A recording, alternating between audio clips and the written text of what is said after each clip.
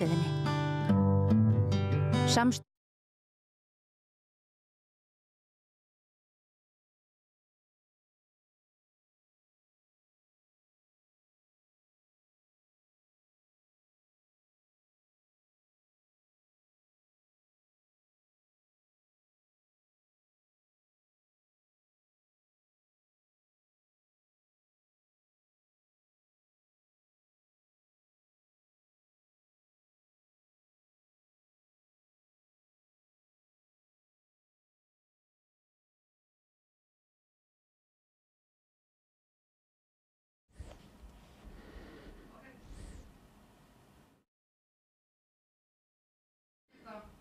Já, velkomin að Rauðaborðinu. Nú eru það fréttir samstöðurinn eins og við gerum núna meðan að fótboltinn rúllar á RÚV að þá byrjum við fréttir á slaginu 7 hér á samstöðunni.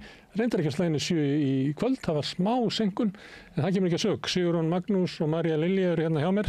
Þannig að aðalfrétt dagsins er tvímælalaust lok þingsins.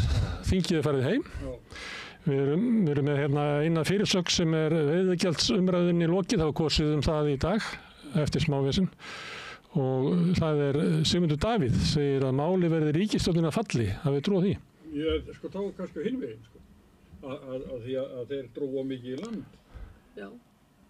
Mér finnst það ríkisstjórnin beitir þarna 71. greininni. En leið þá hlusta þeir þannig í lokin á sjávarbyggðirnar og fleira og draga það úr gjaldtökunni núna. Hún er minni, þetta nátt að vera. Hún komið í þrepum, það kemur bara hluti núna, aðeins meira næsta ári og svo meira á 3. árinu og með einhverju svona að það verði tækifæri til að skoða áhrifin betur og fleira. Þannig að þetta er eiginlega sigur stjórnarandstöðunar. Já. Ríkisstjórnin gefst upp reyndar með því að stöðva umræðina og bakka svo með eitthvað sem við vorum margbúin að segja er ekki gert. Til að kaupa sér eitthvað frið eða eitthvað, ég veit ekki. Þetta er sigur stjórnarandstöðunar, ekki síður en ríkisstjórnarinnar. Það vantar allavega ekki stóru orðin. Guðrún Hafsteinsdóttir, hún talaði að þetta væri leikrit og sviðsetning og þau svona keftust að koma hann í ræðustól og lýsa yfir bara hreinum og klárum viðbjóði með þetta lýðskrum sem hefði átt sér stað þarna. Eins og þetta horfir mér, þá er kannski leikritið ekki síst þeirra megin. Stjórnarandstöðu megin? Já.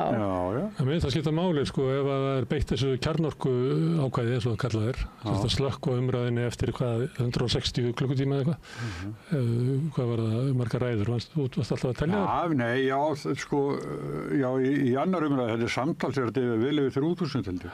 Þau taka það sem er, myndum að segja, eitthvað svona sársauki. En lúffa svo fyrir stjórnarandstöðunni, þannig að raunverulega fær hún, því að hún hafði lagt til sem að Sigurður Ingi kjaftaði frá þarna í einhverjum fréttatíma og Kristrún vitnaði svo til sem var frumvarp stjórnarandstöðunni sem hafði komið í brúnu umslagi. Það var eiginlega svona. Tillögur sem hann er með, þær eru bara konar í svona grafíska útfærslu á framsókn.is. Það er þetta að lesa, þeir eru búin að gera bara bækling þetta.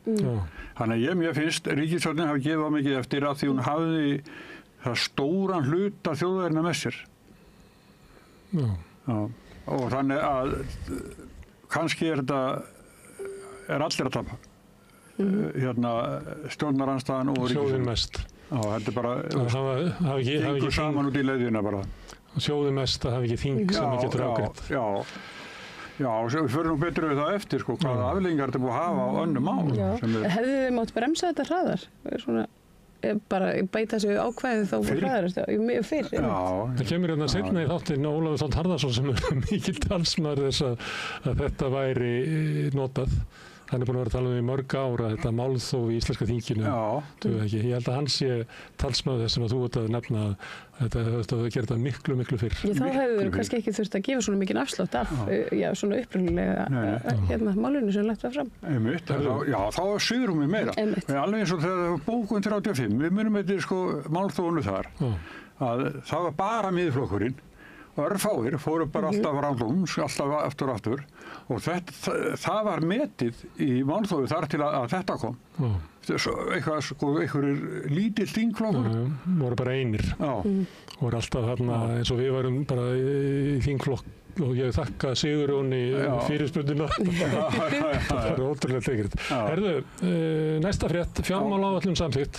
Og það er talandi svona, við dramatísera yfir sig. Eiríkur Bergmann notaði það orð að líklega hefðu allir í þinginu dramatíserað yfir sig og með það góðu lýsingi.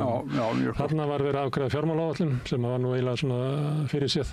Og Guð minn almáttugur, það er Guðlaugur Þór sem á þessa hann talar Guð minn almáttugur en hann hlakkar nú samt til að hérna starfa í fjárlaganefnd.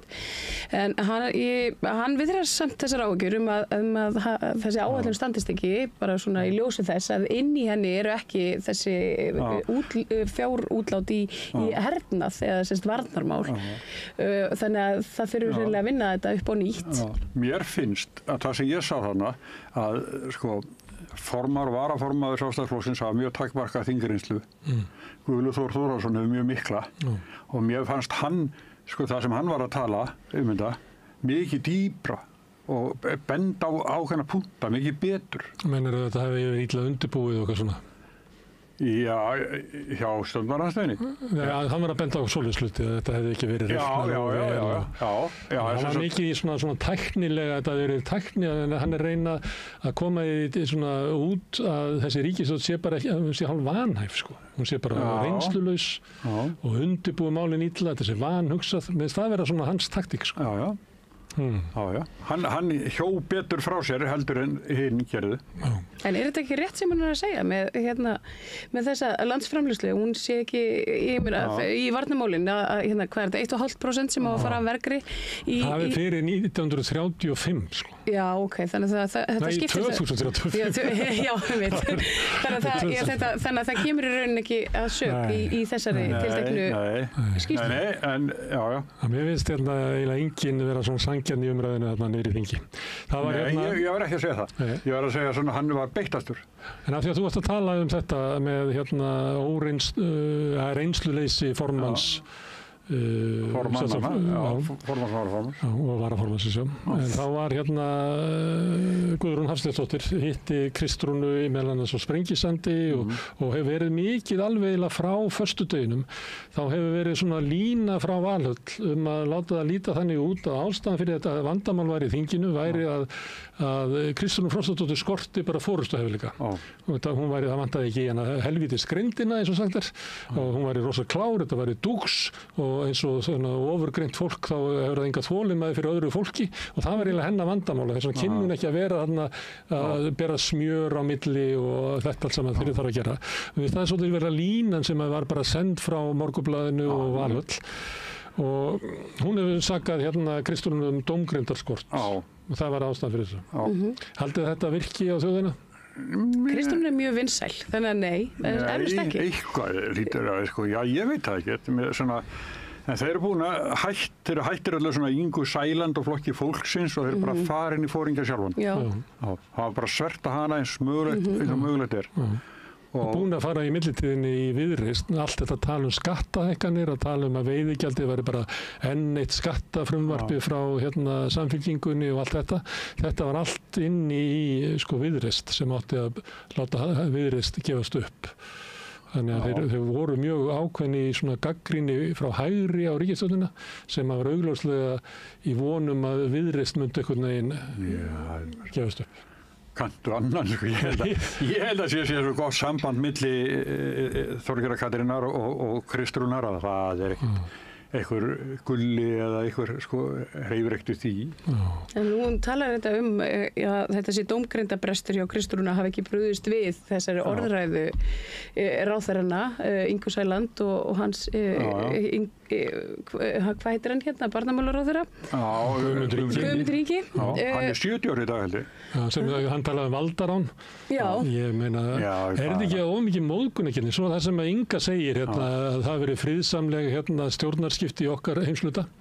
En í öðru löndum að þá eru þau ekki friðsum, að þá eru gamla stjórnin leitt út fyrir húsök og skotin. Hún var ekki, þú veist, þá láta þau eins og að Inga hafi verið að leggja það til að þau eru leitt undir vegg og skotin, það er ekki alveg þannig. Nei, svo líka hvað var því að hún er alltaf að skjóta einhvern, hún er lögblind konan, hann gæti ekki enda vel. En það er verið að tala um að þetta gæti leitt til mikill átaka í þinginu langa framtíð og það var hérna Hildur, þingflokksformaður Sjálfstæðisflokksins, hún segir að Þórunn þingforseti sé forseti meirihlutans ekki alls þingsins. Já, og talar trúnaðarbrest. Það hlýtur að vera alvarlegt en ég meina en trúnaðarbresturinn, sko að hvað leyti veltum að fyrir sér því að ég meina ef að einhver lag upplýsingum og var til þess að það brast þarna einhver trúnaður þá var það Sigurður Ingi ekki satt sem að hérna ég svona sagði frá einhverjum leynifundum og svo er það hérna auðvitað sko ég veit ekki, ég meina þessi grein er til sko og það er allir mjög meðvitaðir hana ég veit ekki hvað trúnaður er einhvern veginn brostinn sko einmitt, þetta er bara taka sér stöðu. Ein móðgunarkynnin var það að allt í einu verður upp í fótur og fit af því að starfsmenn þingflokks fólksins höfðu spurt þetta ákvæði. Fyrir nokkru vikum. Bara það leyti þegar frumvarpið lagt fram. Eðlilega, menn vilja bara vita og ég meina menn eru bara óreyndir og fleira. Heimir Már hefði nú getað bara googlað þetta sko. En ég meina það eru starfsmenn í þinginu til að svara þessu. Jú. Og það var með það svona dæmi að menn voru svona hneykslaðir. Herðu, ræða sem að vakti athygli í dag var kom frá Miðflokknum. Já. Sem að kom þingmaður upp og þagði. Já. Karl Gauti Hjaltason Hlustar á hana? Hlustar á þessu ræðu? Nei. Þá var ég undirbúningsundi hér. Einhver kallaði úr salnum að þetta væri besta ræðan sem hefði komið frá stjórnarandstöðunni. Þurfum við ekki að reyna að skilja hana? Nei. Nei, svo bara gert grína manninum á samfélagsmiðlum og hann hefði átt að byrja á þessu fyrir og Já, þetta er svo óheppilegt kannski að því að þjóðin er orðið mjög þreytt á þessu málþófi. Ég held að þjóðin hafi engan húmor fyrir þessu. Nei. Sko engum þótt þetta töff nema kannski honum. Á leiðinu upp sko. Svo rann upp fyrir honum Þetta var, en þetta spilar einmitt inn í þessa dramatíseringu sko. Það er allir, þú veist, þetta er orðið svona eitthvað sjóð. Það gat ekki bakka út úr popp á þingpöllunum og bara svona hvað næst. En kannski er frétt dagsins svo að ríkisstjórnin bakkar ekki bara með stóra hluta af veiðigjaldafrumvarpinu heldur bakkar og með bara hellingamálum og við tókum saman bara svona nokkur og ef við fáum þessi skilti sem ég kalla þetta kirkjugarður ríkisstjórnarinnar þar sem að málum við jarða. Það er náttúrulega strandveiði í frumvarpið. Það dagar uppi. Og ég man ekki betur en að þá er spurningun ósvarað skilst mér, hvort að það veri aukið þessi 1000 tonn sem það er talað að verði reglugerð. En ég manni til dæmis viðtalið var ekki bara hér við Lilju Rafney þar sem hefur þú ekki náð bara meiru fram í flokki fólksins heldur náður allan tíman í VG, þú hefur fengið grásleppina burt, strandveiðina og veiðigjöldin. Þannig hún varla að fá veiðigjöldin, hún fekk grásleppina en hún ekki að fá strandveiðina. Þannig að það er svona eitthvað og eins og Sigurjón Þórðarsson sem hefur lagt mikla áherslu á þetta. Þau tvö eru mjög ákveðin í sínum málflutningi. Þau eru ekki að landa nema kannski þriðjungnum af því sem ætluðu sér. Svo er það. Og ég er sem að Lilja Rafney, hún er búin að slengja þingi, þannig ég oft tala við hana, en hún er svo fylgin sér og ég held hún þoli ekkert neitt afslátt af einhverju sem henni þykir. Hún er búin að gefa núna. Já, ég segi það. Ábyggilega gegn vilja sínum eða, veist. Þannig hún er alveg fókreið á leiðinni á Súganda núna. Já. Herðu, annað mál. Vonandi en ég gangi vel að keyra Vestursamt. Næsta mál, það er almannatryggingar. Já. Og Manstu þegar að Inga Sæland var satt hérna hjá okkur. Já. Og hún sagði, sjáu þið bara til í haust þegar almannatryggingalögin verða komin í gegn. Að þá mun okkar fólk uppskýra því við vorum að rukka hana 450.000 skerningar og skattalaust. Hún bara ekki að hún var mjög ákveðin hérna, sagðist ekki geta svara okkur nákvæmlega vegna þess að máli væri í vinnslu, en við myndum sjá það strax eftir þá helgi. Maður setur þessu. Já, það er svona svolítið, það er ákveðin þráður í þessum kirkjugarði að þetta eru málflokks fólksins. Ég held að. Kannski vegna þess að flokkur fólksins var með mörg mál og lagði mikið undir. Samfylkingin var ekki með mörg mál. Það verður bara að segjast. Viðreisn var náttúrulega með fjárlögin og búvörulögin og veiðigjöldin og Viðreisn að fá svona slatta. Hún fekk náttúrulega þeir urðu að afgreiða fjármálaáætlun. En Viðreisn fær eitthvað. En eins og flokkur fólksins sé að fá bara allra minnst. Já, ég held að líka. Og kannski það þeirna veikur. Þetta voru almannatryggingar og síðan og þá held ég að við erum að hafa eitt í huga. Af hverju vill Sjálfstæðisflokkur, Miðflokkur og Framsóknarflokkurinn ekki afgreiða þetta frumvarp? Vilja þau bara ekki að öryrkjar fái... Það hefur nú verið, Smári hefur ekki nú verið hingað til, Já, ok, við erum bara að hafa í huga. Annað mál sem er bókun 35 sem að síðasta ríkisstjórn lagði líka fram og hraktist í burtu frá málþófi Miðflokksins. Það var lagt fram aftur núna, myndi maður ætla að allur þingheimur hafi verið sammála, nema Miðflokkurinn, samt verið þetta ekki í gegn. Nei. Takk fyrir. Já, ég maður búin að velta fyrir sér af hverju ósköpunum var þetta ekki afgreitt þá áður en að var færið í einhverjum umræðum veiðigjöldin. Ég er búin að hugsa þetta. Ég skil það ekki. Gátt er ekki bara að byrja veiðigjöldin bara í júlí eða eitthvað. Og er ekki hægt að vera í, er ekki hægt að afgreiða svona frumvörp, ég meina þegar þau eru komin í gegnum fyrsta, aðra og þriðju bara í svona einhverjum kvelli, bara í atkvæðagreiðslu. En ef það er önnur umræða, þá þarf að senda aftur til nefndar og ég vil kalla fyrir gestu, það er bara tíminn út runnin. Þau reyndu að setja inn nokkur mál sem afgreiddu og svo settu þau til dæmis strandveiði frumvarpið og það bara eftir 4 tíma þá kom ráðherrann upp og sagði nú er bara að byrja málþófið. Þannig að einhver leyti held ég að þau hafi búist við í að til dæmis bóku 35 Miðflokkurinn myndi fara í málþóf. Strandveiðina, það var eiginlega að byrja málþóf þar. Þannig að það eru svona nokkur mál á inni sem eru bara sem að stjórnarandstaðan ætlaði að mæta með málþófi. En við fáum næsta mál sem flokkur fólksins lítur að gráta. Samningur Sameinuðu þjóðanna réttindi fatlaðs fólks. Já, þetta er alveg reynd ótrúlegt að hafa ekki farið í gegn. Alveg ótrúlegt og getum ekki sýnt sóma okkar í þessu að standa okkur í þessu mál. Nei, Sjálfstæðisflokkur bara vill þetta ekki. Nei, ég veit það. Hann vill ekki auki réttindi.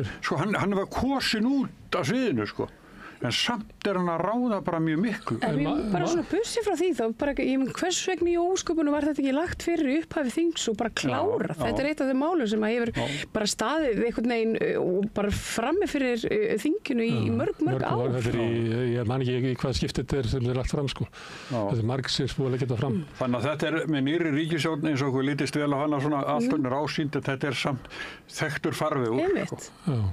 Og ég held að þú sagðir Sjálfstæðisflokkur var kosið burt.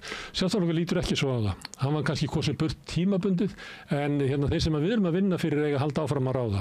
Við SFS hefur neitunarvald á Alþingi og við verðum að verja það því ef að SFS og auðvaldi hefur ekki neitunarvald á Alþingi þá fer Ísland bara í hund og kött og bara í tómt vissin. Er þau svona halda áfram? Það eru húsaleigulög.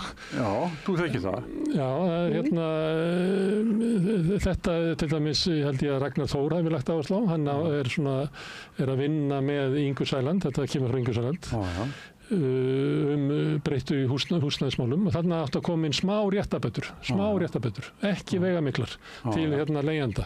Og þannig líka náttúrulega Ásta Lóa sem er búin að vera mikið í þessu, við ekki glemma henni. Hún hefur reyndar meira verið svona kaupenda og skuldara megin, þeir sem eru kaupendur á húsnæði, því við erum fáið leigjendur á þingi. Það eiga allir húsnæði á þingi. Já, 1 eða 2 sem er húsnæði. Það var ekki einhvern tíma. Sumir eiga til skiptana. Já.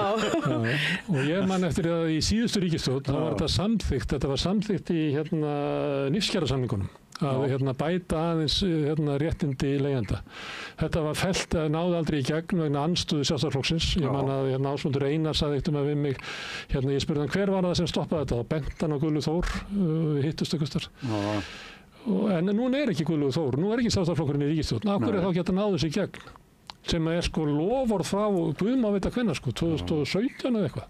Þeir kunna bara þetta að vera fyrir, það bara sjáum það brotlu. Næsta mál úr kirkjugarði ríkisstjórnar, búvörulög. Þið muni eftir þessu að það var breytt búvörulögunum síðasta sem var reynda dæmd ólögleg í undirrétti en Hæstiréttur síðan hafnaði því. Já, það er að samkeppnin tekin í burt. Það muniði viðbrögð viðreisnar, samfélkingarinnar við þessari breytingu. Og ef það eru svona ósátt við þessa breytingu sem var gerð í síðasta kjörtímabili, af hverju lagar þetta ekki? Það ekki trist sér til að fara með þetta, með stjórnarandstöðuna á móti sér og tíminn bara 23 stigi hiti og allt þetta. Það bara, ég held að það sé bara þannig, þeir bara finna það að þau muni ekki ná þessi. Þá erum við náttúrulega bara með stjórnarfar það sem ekki þetta náðin í gegnum þingi. Hvað þetta fólk að gera í vinnunni þá? Já, þetta geta hindra svo margt. Við halda áfram, fjölmiðlalög. Logi ætlaði að koma og laga þau. Kannski ekki stórvægilegt mál, en það... Er það komið í gegn? Nei, það bara dó. Það dó, já. Þannig að hann verður að endurræsa það. Þannig að nú verður útlutað aftur moggin græðir einhver 1% eða 2%.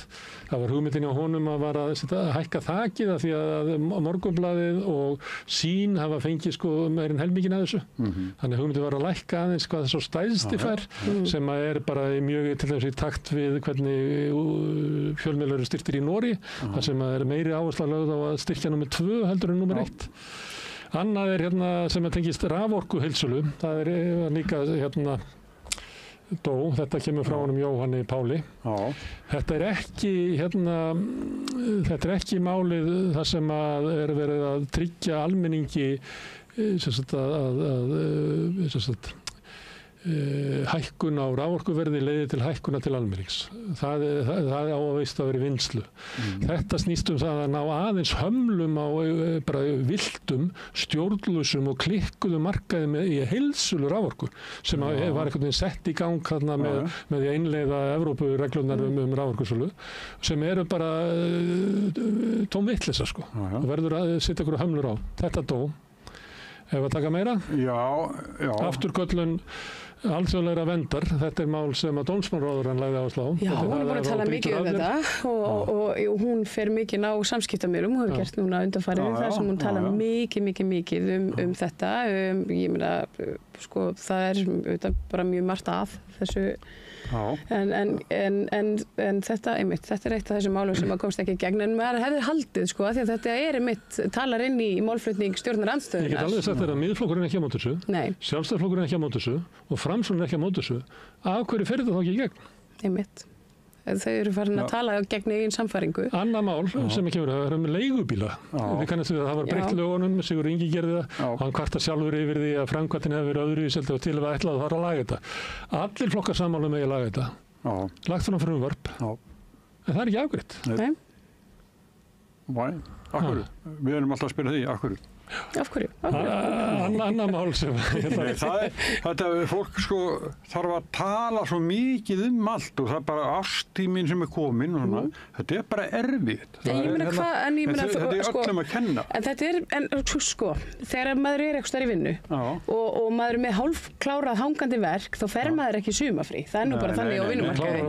Maður klárar að vaska upp einmitt, maður gengur ekki út úr eldhúsinu með svona hálffúlan vask. Maður klárar, En þau eru náttúrulega, það komin, hvað er þetta, 14. júlí? Það er 14. júlí í dag, Já, þannig að júlí er hálfnaður og það er svona, ég veit að... Ég meina, nýtt þing byrjar ekki fyrir 9. september, þannig að ég meina þau hafa þetta nokkra mánuði til þess að klára hreinlega það sem er út af stendur. Alltaf það sem eru öll saman Já, ég er ekki að verja þetta. Hættu nú að verja þetta. Ég reyna að finna ykkur skýringar á þessu. Þetta er, ég veit ekki, mér þetta er ósómi að svo er máli bara dautt og byrjar á byrjunar. Þú þarf að byrja aftur upp á nýtt. Bara eins og slönguspilin, aftur á byrjunar. Annað, ég ætla að taka eitt dæmi sem eru hérna sjúkratryggingar. Þetta var eitthvað sko sára einfalt mál, þetta er svona gert að beiðni sjúkratrygginga, snýst eitthvað hérna aðgerðir í útlöndum, hvernig fjármögnun af því, sem að þú skiptir hellingafólki máli sem að þarf að fara, það er bara að laga aðeins lögin til þess að kerfi virki betur. Já, þetta er svona þegar maður flytur heim og að við tekur hérna 6 mánuða. Nei, þetta er út af aðgerðum erlendis svo kallar, sem að hérna allir er sammála um þetta, en samt næri þetta ekki í gegn. Herðu, ég ætla að enda hérna því að þetta heitir Kirkjugarður ríkisstjórnarinnar, þessi dagskrárliður. Það er kirkjugarðana. Það var hérna frumvarp kirkjugarða. Já. Þeir náðu því ekki heldur í gegn. Ég heldur endur að hafa verið ágreiningur á þetta. Vitið hvað þetta frumvarp er? Er þetta hérna strompinn þarna? Nei. Þetta er húsalegu, þannig að þegar þú deyrð og ert geymd í líkhúsi, að líkhúsi megi rukka leigu á skúffuna. En má maður ekki farið svona bara þó maður sé ekki dáinn? Já, ekki svona box. Það eru svona hótel í Japan. Já, það að fara að byggja hérna í skipholtinu, las ég ekstar í fjölbýlum um þeim. En þetta er bara fínt.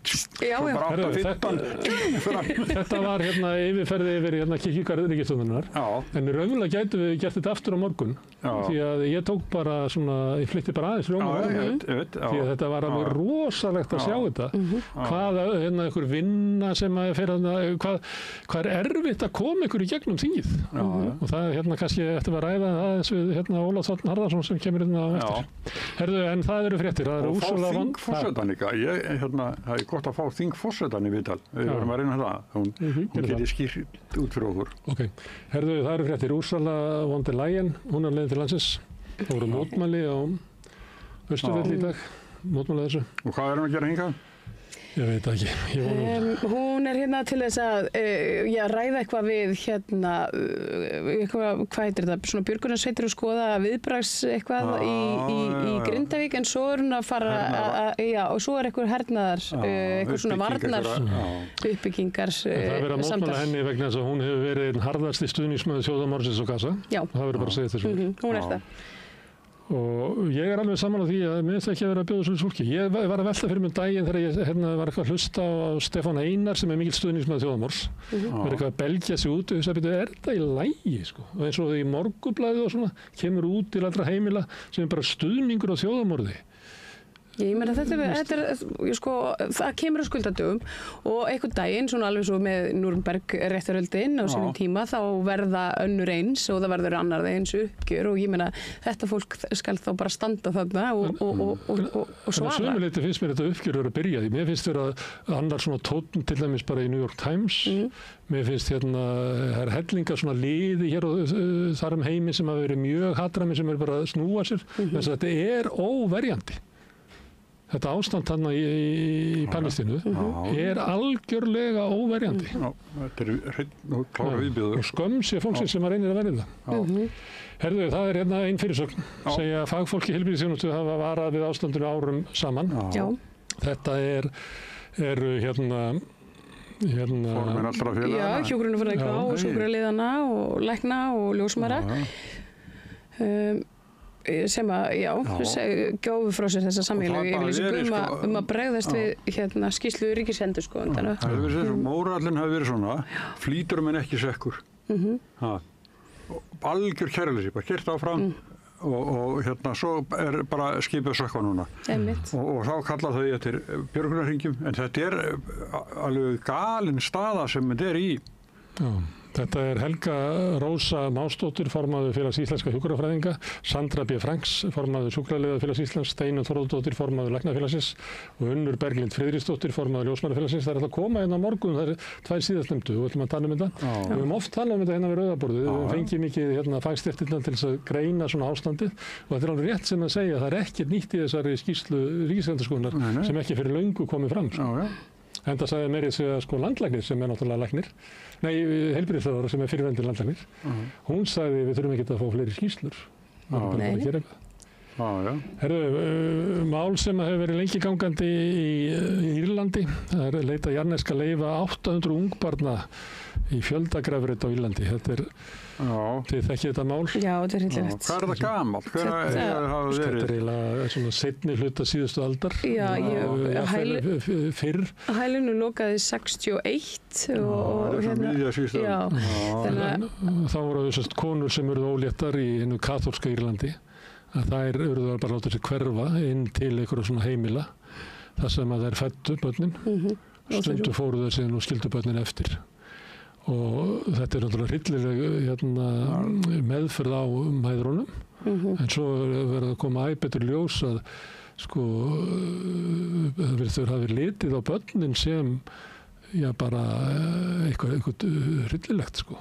Að það verður börnin látin bera sök syndarinnar sem að fættust í heiminn út af. Þetta liggur náttúrulega á írum eins og Mara. Við skulum vera í útlöndum, það frumvarp til að ljúka stríðinu, það Donald Trump. Hann ætlar að leggja á 100%, það var nú sagt í aðdragandanum að þetta byrjaði núna helgina og virtist koma bara out of the blue, allt innu kemur að séu í undirbúningi frumvarpin í öldungadeild að leggja á 500% tolla á alla sem á Rússland og þeir sem eiga í viðskiptum við Rússland sem Indland, Kína, Íran og bara hellinga löndum. Sko, ég held að þessi glórulaust rugl sko. Þetta tollasverð hans náttúrulega svolítið merkilegt sko. Hann sífellt að hóta öðru þjóðum tollum og svo dregur hann í land og svo kemur hann með annan og svona. En hann mjög reiður eftir símtalið sem hann átti við Pútín. Og þá snýr hann sér bara að krafti til Úkraínu. Það ekki alveg, af því að við erum Jú, hann ekki búin að flytja vopn þangað núna? Nei, hann segist vera til að flytja vopn en Evrópumenn þurfa að kaupa þau. Og það ekki þannig að hann ekki að segja að hann ætla að láta Úkraínumenn fá öll þau vopn sem þau þurfa á að halda. En hann segir við erum alveg til að láta vopn en Evrópu verður að safna peningum og kaupa það á okkur. Það ég veit ekki hvort að það verði að þessu sko. En ég held, en talandi tollana, núna segir hann að ætla að leggja 100% tolla á Rússa og þá sem í viðskiptum við Rússa eftir 50 daga ef að verður ekki búið að semja frið. Hann ætlaði að leggja tolla á alla þarna og frestaði svo og svo hann aftur búinn að fresta því. Ég held að hann hafi ætlaði að leggja tolla sem eru 10%, 30% og 50% bara á Kanada sko. Ég veit ekki hvað þetta svolítið skrítið að vera með fasta Bandaríkjanna sem svona. En það mjög óvenjulegu maður. Við erum eitt sambandi við Evrópu, það Macron var að segja að ógnir sem stæðir Evrópu ekki verið meiri síðan frá seinni heimsstyrjöld, hann líklega að telja upp í það að Evrópumenn fara að kaupa Patriot-flaugar frá Bandaríkjunum til þess að verja Úkraínu sem að einhver leitur loftvarnir í Úkraínu að falla þannig að það eru miklu meira mannfall inn í borgunum, það miklu meiri loftarásir á Kiev og stærri borgir. En við skulum ekki sleppa Trump það eru fréttir sem eru mikið í Bandaríkjunum en ég fann hann eiginlega bara inn á þetta inn á nútímanum sem hefur Frosta Logasonar. Hann með fréttir af því að maka klofnar út af Epstein-málinu sjálfseyðing í beinni stendur hann. Þetta fréttir sem eru mikið í Bandaríkjunum í öllum sjónvarpsmiðlunum og mikið fjallað þetta. En þetta sko bakland forsetans? Maka klofnar vegna þess að það stóð til og þið kannist við að sömuleyti eru rætur Maka í svona samsæriskenningum meðal annars að Epstein hafi verið tengdur inn í alls konar svona kynlífsdót í kringum demokrataflokkin. Og það var Trump talaði að þarna væru Clinton-hjónin innvinkluð í eitthvað svona leyniskjöl og það þyrfti einhvern veginn að fletta ofan þessu. Hann lofaði að gera það en núna lætur hann eins og þessi skjöl sé ekki til. Þá var hann að gefið út einhvers konar myndband sem átti að sýna fram á það að ekkert hefði gengið á í kringum klefa Epstein þegar hann deyr en svo kemur í ljós að vantar heila mínútu í þá klippu. Þannig að það einhver hefur átt við það. Það svona alls konar og ég meina og einmitt þetta fólk sem svona mikið, það talar mikið World Health Organization og eitthvað svona djúpríki í alheims djúpríki sem ætli sér einhverja svona furðulega nýja stefnu í viðskiptum og svona yfirráðum að þetta sé ég meina þau eru kusu Trump vegna þess að hann talaði inn á þessari línu en nú hann bara einn af þeim. Og það var sagt í upphafi forstaddir hans að það væru hérna á borðinu hjá mér eru listi yfir viðskiptavenn Epstein og hann verður opinberaður og síðan ekkert verið birt hann, þannig að virðist ekki viðskiptavinnur hafi verið og þá segja menn býtu á hverju var hann í fangilsi og á hverju hún hann, hvað heitir hún hann sem í fangilsi núna sem var aðstofkonan hans sem ég man ekki hvað heitur Gisela Maxwell, eitthvað svoleiðis, dóttir hans Maxwell hérna, á hverju hún þá í fangilsi því að hún bara í fangilsi því að hún var milligöngumæður viðskipti á ungu stúlku en nú hún eftir sittur að hún allir þessi kynferðisbrotumenn og í fangilsi ein kona þannig að þetta er undarlegt heimur. Hann hótar að svipta Rosie McDonnell ríkisborgararétti veit þetta hverju? Því hún gaggrindi einhver aðgerðið hans sem safnið veðurstofuna hún er svona spauðari sko. Já, en ég meina hún hefur verið hún er svona mjög hægri sinnaður demokrati andstæðingur Trump en hún flúði til Írlands þegar hann var forseti aftur með barni sitt sem er transbarn og hún er ískra ættar, en hún er fædd í New York sko. Einmitt. Þetta svipað og þú verður bara sviptur í íslensku ríkisborgararétti. Hvert var ég þá? Því þú gaggrindi veðurstofuna. Það hafi ekki alltaf svona gott veður. Herðu, erlend frétt niðurstaða frumræðsunar á Air India slysinu viku fyrðu. Það virðist verið að hafa slökkt á bara bensíngjöfinni og þeir eru að ræða sín á milli flugmennirnir. Slökktu þú á henni? Nei, ég slökkti ekki henni. Af hverju kemur ekki bensín?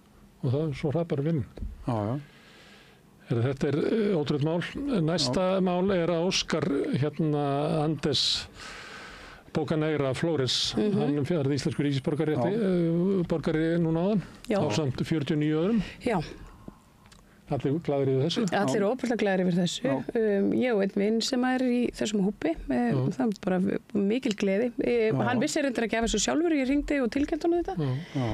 Hann hafði ekki fengið vitneskju þetta, sko. Það er víst ekki hringt út, en það var hægt að sjá þetta á vef Alþingis og þannig að þetta eru alltaf gleðilega fréttir. Alveg ótrúlega gaman að eignast fleiri Íslendinga.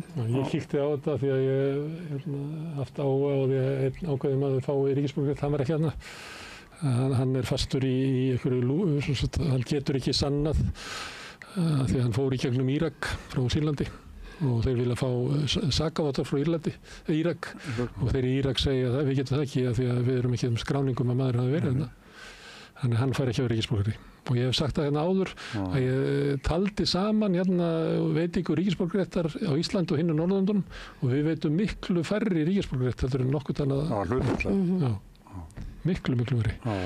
Herðu, það er þannig að hvernig maður er að fjalla svona hörmungar viðburði eins og morð. Það var ein frétt gagt í bæinn, hún er dauð, það fyrirsögn. Já, þetta er svolítið óhuggulegt. Þetta er maður sem myrðir móður sína og það sést svo sem ekki á upptöku sem er inn í íbúðinni, heldur bara sést hún labba frá og hann kemur svo út blóðugur. En maður var nýsloppinu fangilsi, munið eftir þessu. Já. Það var nýsloppinu fangilsi fyrir að ofbeldisbrot gagnvart móður sinni. Og hún var með svona öryggisnapp. Ég veit ekki, þetta er aldrei hægt að segja að það verið hægt að gera eitthvað til að stoppa þetta. En þetta er einmitt, þetta er kannski svona aðeins inn í þessa umræðu sem við höfum verið að eiga öryggisvistun og sko þörfina fyrir alvöru úrræði fyrir fólk sem þrýst ekki í fangelsum, ekki það þrífist nokkur maður í fangelsi en svona. Hann er dæmdur núna sem ósakhæfur, hann er dæmdur í svona réttargæslu sem er óljóst hversu lengi verður, það er bara eitthvað læknir að úrskurða sig í lagi með hann, en raunverulega var maðurinn í þannig ástandi þegar hann fór út úr fangelsinu. Ef hann var í því ástandi þegar hann myrti móður sína, þá var hann í því ástandi þegar hann sleppur út úr fangelsinu. Þannig að mér finnst eðlilegt að það sé eitthvað fjallað þetta tiltekna mál, þetta sé alltaf erfitt og þetta er aldrei hægt að segja eitthvað, þú veist, ef eitthvað hefði verið gert að það hefði verið að koma í veg fyrir það. En samt verðum við að sérstaklega því að það er svo mörg svona mál. Nei, en Hafsteinn Mikael sem er að koma hérna til mín á eftir, hann ætlar að ræða svolítið öryggisvistanirnar. Hann hefur nú reynslu af því að vinna við slíkar árabil og það er svona, hann talar manneklu og mikið álag og svona erfiðan starfsanda. Við byrjum spennt eftir að heyra það og ætlum þá bara að hafa eina frétt í viðbót sem er hitabylgja, er þetta hitabylgja á Íslandi? Já, Já, mér skilst það að þetta sé hérna, allavega var eitthvað sem steikti egg. Já, það einmitt fréttir sem við ætlum að vera með, sko. Það ég var sönnun á því að sé hitabylgja hvort að maður geti steikt egg á malbiki. En það voru einhverjir í Hveragerði sem steiktu egg á bílhúti. Ég horfði á myndbandið. Mér finnst þess að sé að svindla. Þetta það? Já, mér finnst það. Sko, sjáu bara, hann bara nýbúinn að brjóta eggið og það bara, ég hef séð menn vera að steikja egg svona á malbiki og hitabylgjum erlendis það sem sko 40 stig hiti. Já. En þarna eitthvað fyrir aðeins yfir 20 stig og hún hefur svo heit pannan að það bara byrjaði að bulla eggið bara með og það fórhita hana vel svona fyrir. Já, það getur bara mjög vel verið. Það samt að þetta ótrúlega gaman. Fannst ykkur ekki gaman að hitta fólk? Mér finnst alltaf svo glaðir og svona. Jú, alveg bara. Það bara alveg dásalegt. Fólk heilsast. Það bara eitthvað svona skemmtilegt að vera til í samfélaginu þegar svona vel viðrar. Og þú fórst niður á Austurvöll. Jú, mikið rétt. Og tókst viðtal við fólk sem var þar í að mótmæla. Við skulum við heyrum þau viðtal seinna í þættinum, en við skulum enda fréttayfirlitið á einu viðtali og svo kemur viðmælið þinn í hús. Já, takk fyrir það.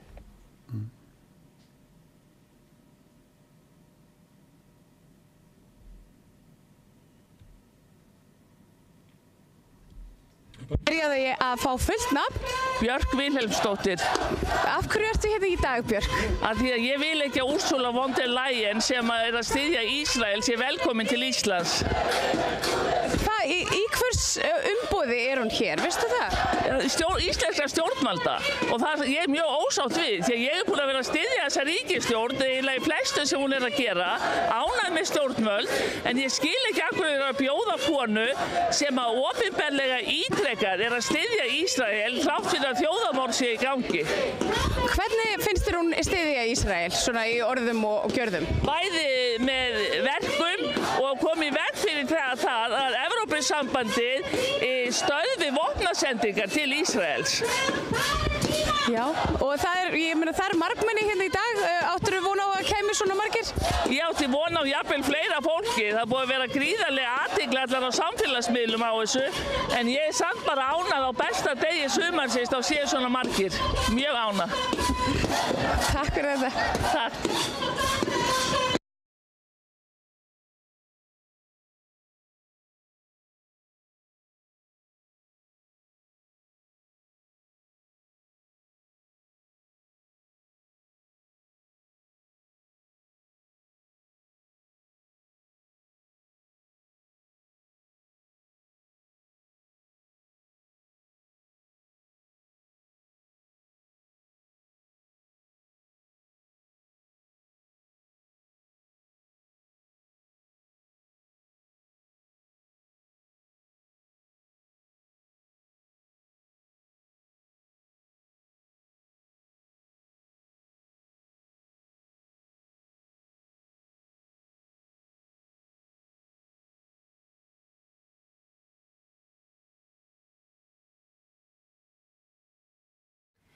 Við höfum aðeins verið að fjalla geðheilbrigðismálin. Byrjum á umfjöllun Bjarg og svona rekstraraðilann þar, mannvirðingu. Þú hefur verið að vinna lengi í þessum geira og það kannski, gott líka að hafa það með.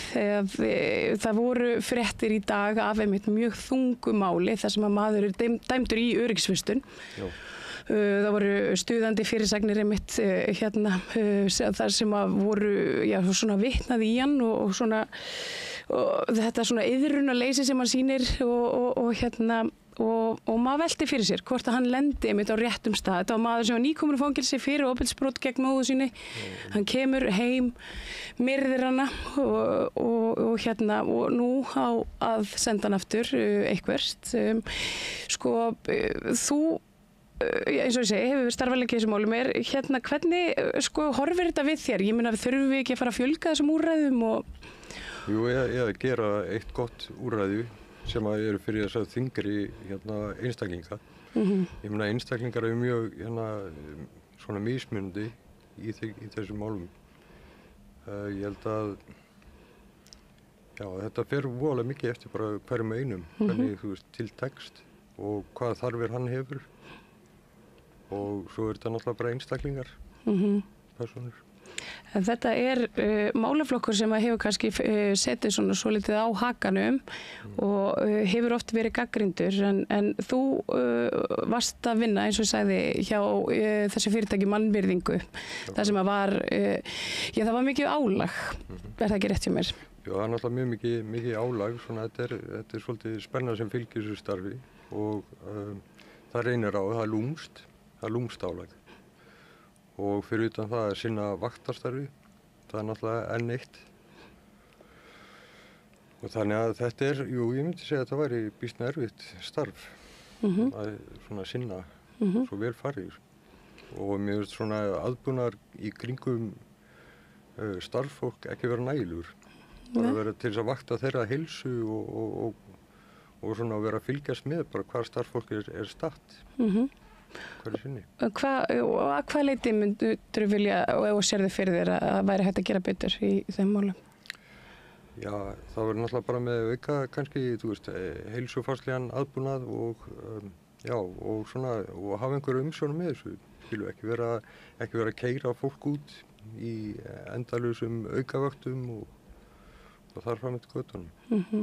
Og það tala svolítið svona vöntun á eftirliti með einkaaðilum í svona opinberu rekstri. Ertu sammála því?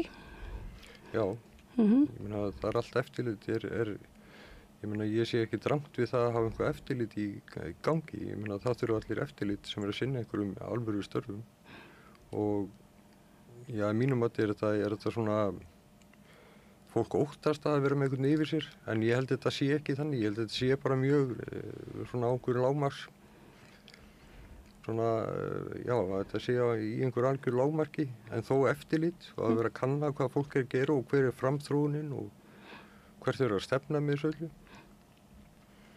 Ég meina, ég hef upplifað svona allan að 3 staði sem að svona, þeir voru ekkert kannski að leiða mann eitt á einhvern stað. Það var engin svona það var ekki skipulag framþróun í gangi. Þessi staðir sem að þú varst á, þetta eru þessar öryggisvistanir sem við þekkjum hver jafnaðarsel sem verður svo reynimelur og svo... Akkurat, þetta er svona svolítið færist frá einu staði yfir í annað. Já. Er eitthvað sérstaka ástæða fyrir því þessi starf sem alltaf að flytja og ég meina hvernig áhrif hefur það á fólki sem situr hann inni? Já, klálega er það náttúrulega svona smá ístöðuleysi en ég meina það sem þessi einstaklingar þurfa náttúrulega bara að geta tengt sig að einhverju leyti aftur við mannlegar aðstæður og að þeim sem mætt með mannlegu viðbragði eða svona bara mannlegum tilfinningum og svona það sé ekki bara alltaf að vera skipaðin fyrir og þeim sé alltaf haldið í einhverju svona fangelsis vistun og ég held að það sé allan að klálega eitt hlutur. En já, þetta er góð spurning. Við sögum aðeins frá Bjargi eins og ég sagði í síðustu viku og svona ræddum aðeins það. Þar einn einstaklingur í öryggisvistun núna sem reyndar svolítið svona, það verðist ekki alveg passa svona ljósið þess að það vistheimili en þetta allt rekið af sama fyrirtækinu. Fyrirtæki sem hefur verið gagnrýnt opinberlega og svona aðilar allavega innan þess hafa verið, það hefur verið talað svona erfiðar vinnuðar, það eru vinnumóral og þar fram til göttunum. Er þetta þín reynsla? Já, að vissu leyti. Hvernig þá? Mér finnst kannski að vera að bóla saman of ólíkum einstaklingum. Það finnst mér ekki alveg vera kannski málið. Ég held að þeir þurfi alveg sér stað til þess að allan ná að tengja sig upp á nýtt. Og það má vel vera að þetta sé svona seinni tímamál að fara með á einhvað heimili en mér finnst þetta svona hljóma eins og einhver svona bara leppur. Já, einmitt, þetta sé bara verið að stoppa í einhver göt. Það sé bara að stoppa í einhver göt bara. Þetta sé ekkert svona raunverulegt. Það er ekki hugsun á bakvið held ég, eða svona, finnst mér. En þú verður fyrir kulnun í þessu starfi, í að starfa með þessum einstaklingum, erfiðu einstaklingum svona innan geðheilbrigðiskerfisins. Hvernig lýsir það sér? Hvað kom fyrir? Já, þannig kom fyrir bara að ég keyrði mig bara út einhvern veginn í starfinu og náði ekki að hlaða batterín aftur. Og já, og mér finnst ég ekki hafa fengið skilning fyrir því ástand sem ég á komin inn í. Og þess vegna það verið sagt upp var, þú veist, ég var mjög ósátt við það. Já, þér var sagt upp á meðan að þú varst í kulnun. Já. Á meðan það hefur kannski verið hægt að eiga eitthvað samtal og kannski finna eitthvað út úr þessu. En hérna, já. Var einhver aðdragandi að því að þú fórst að finna fyrir einkennum kulnunar? Nei, en það er bara, þú veist, þá var ég búinn að vinna í 4 ár eða 5 ár í vaktarstarfi og það tekur á. Og voru þá ekki inn á vinnustannum ykkur, bara svona eins og trúnamenn eða einstaklingar sem var hægt að leita til og segja svona, heyrðu, já, mér líður svona og svona, eða var einhvern veginn svona skortur á þá eftirliti bara með starfsfólkinu sjálfu eða svona, já, þú veist, það var kannski ekkert bara verið að sýna neitt svona svigrúm með þetta. Og ég held að yfirmenn hafa bara verið að fara að óttast að ég er bara einhver svona baggi á þessa starfsemi og væri bara síðan komið kannski í ársleyfi bara, þú veist, á launum sem var kannski ekki endilega það sem máli snýrst sko. En þinn réttur samt alveg svona skýlaus? Nei, minn réttur. Já. En það bara fór sem fór. En ég meina, fórstu ykkur tíman með þetta bara fyrir stéttarfélagi eða? Nei, ég gerði það reyndar ekki. Nei. Var einhver sérstaka ástæða fyrir því? Já, ég leita átt bara sem þetta væri bara búið. Það er allan að minni hálfu svona. Já, bara fékkst nóg. Já, bara fékk nóg. Já. En þú ert mættur aftur til starfa, finnur svona að, já, sko, ertu ekki á hættusvæði? Hvað það varðar? Að vera komin aftur í... Nei, þetta er allt öðru sig. Ég held að nú er ég ekki að vinna með einstaklingunum sem er í öryggisvistun og það er bara í sjálfstæðri búsetu og það hefur bara gífurlegu munur og þetta er allt öðru sig einstaklingar þannig að Það er áhugavert að segja það einmitt að því að þegar við fjöllum Bjarg þá segjum við einmitt frá því að það sé einstaklingur í öryggisvistun inni í svona sjálfstæðri búsetu sem er svona gengur ekki alveg upp.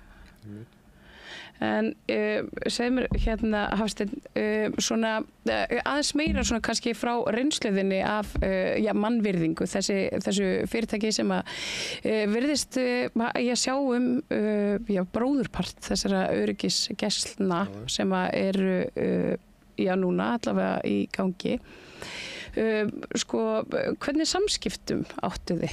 Bara svona þegar í aðdraganda og í kringum þína kulnun og hérna og hvernig var tekið í það þegar þú svona viðraðir það við þetta fólk að það væri nú kannski bara ekki alveg allt í lagi með feldu eða allt með feldu eða það væri of mikið álag? Já, það var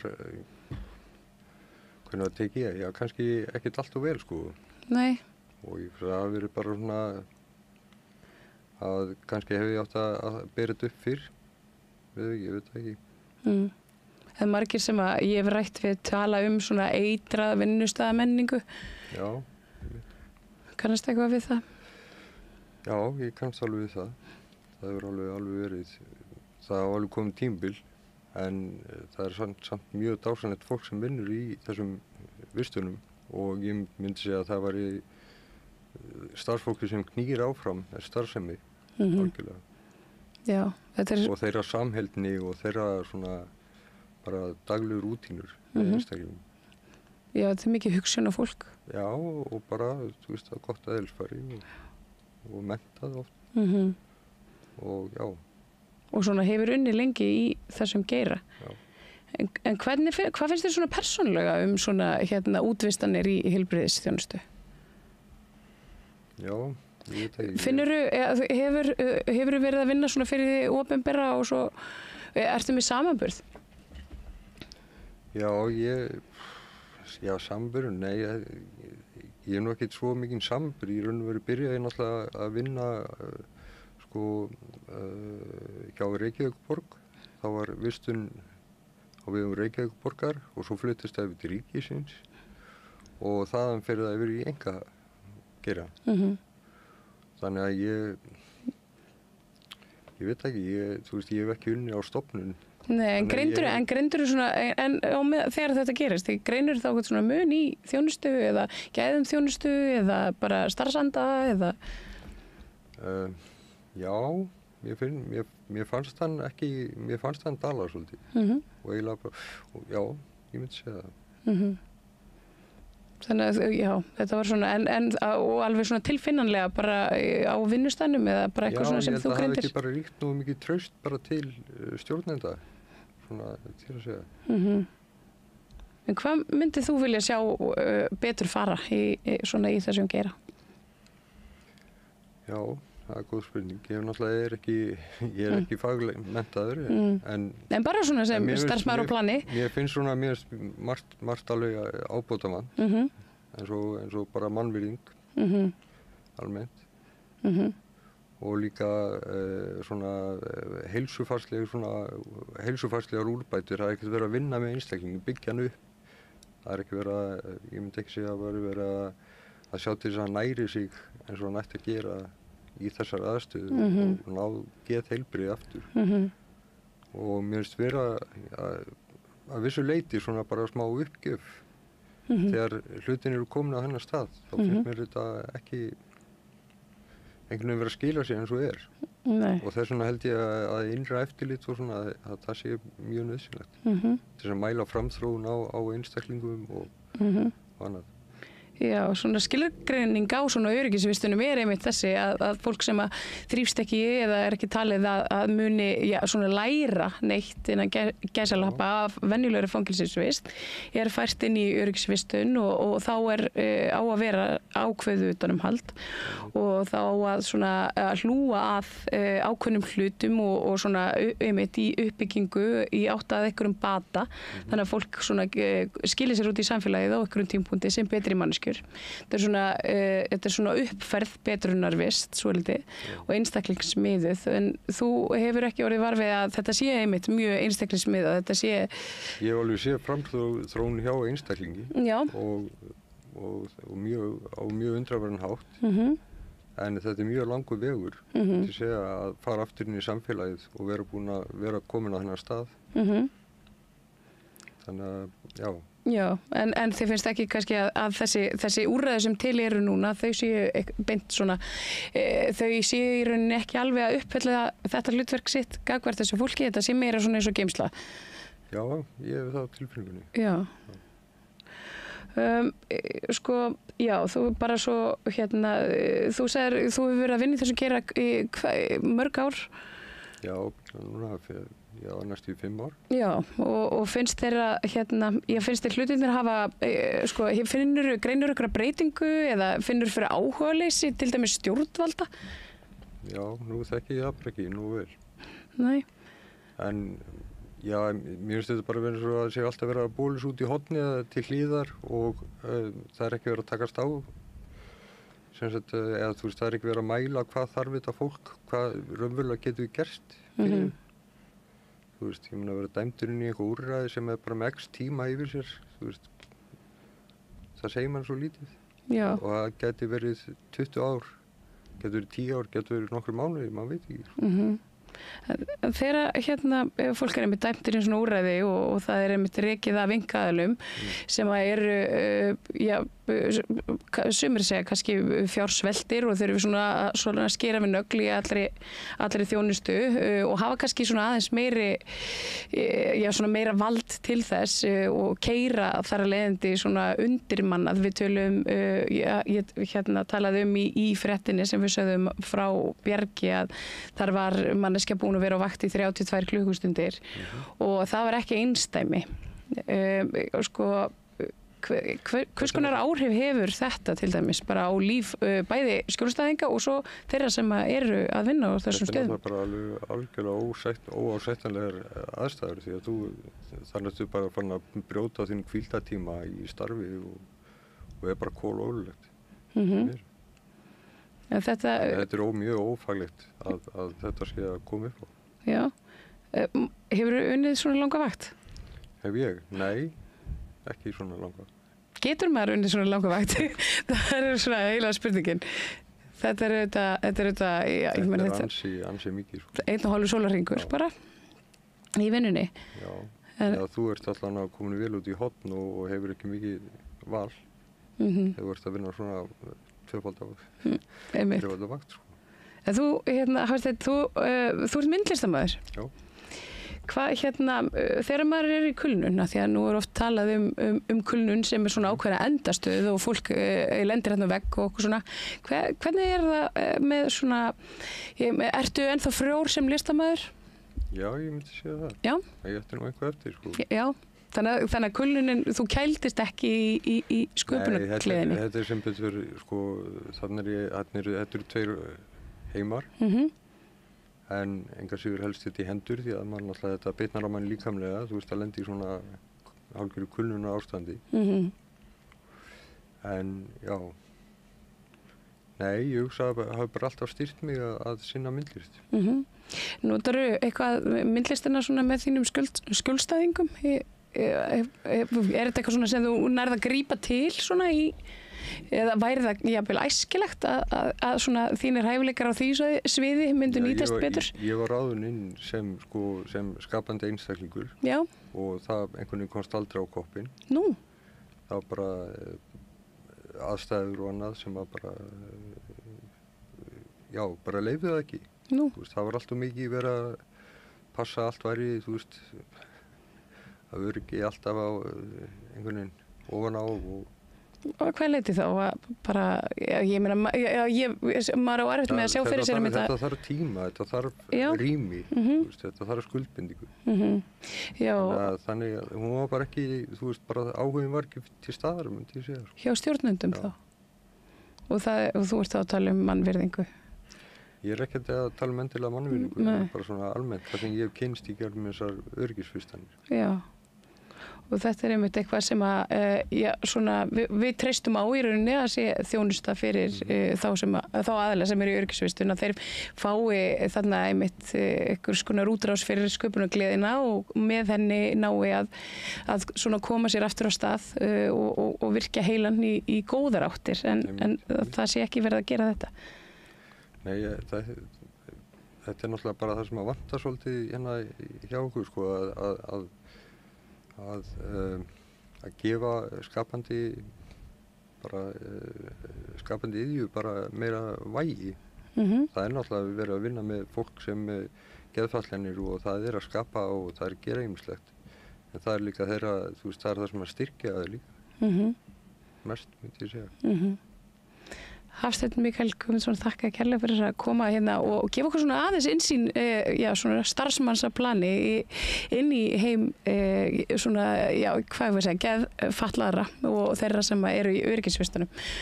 Og það eru hér nokkur skilaboð og svo höldum við áfram á fréttum við samstöðarborðið.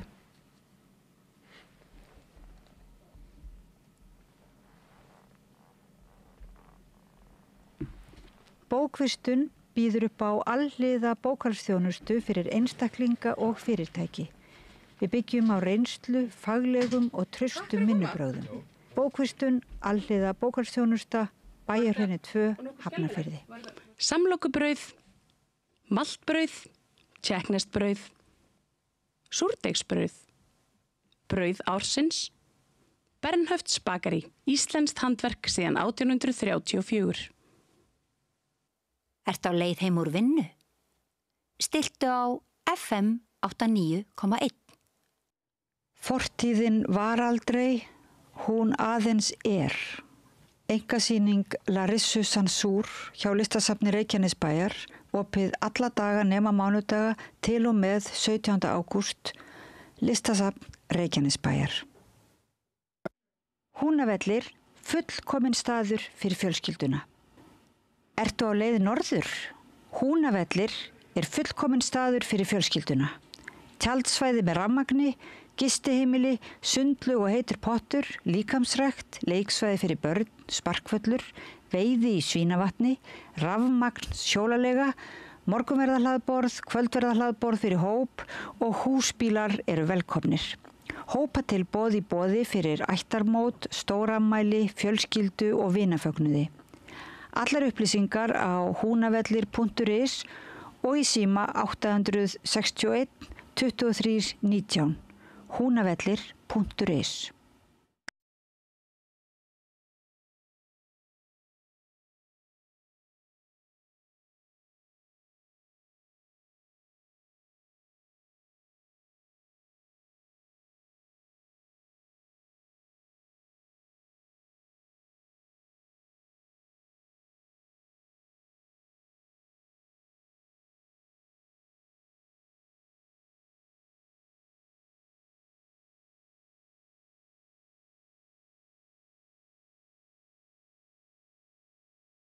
Kannski byrja á að fá fullt nafn. Ægir Máni Gunnarsson.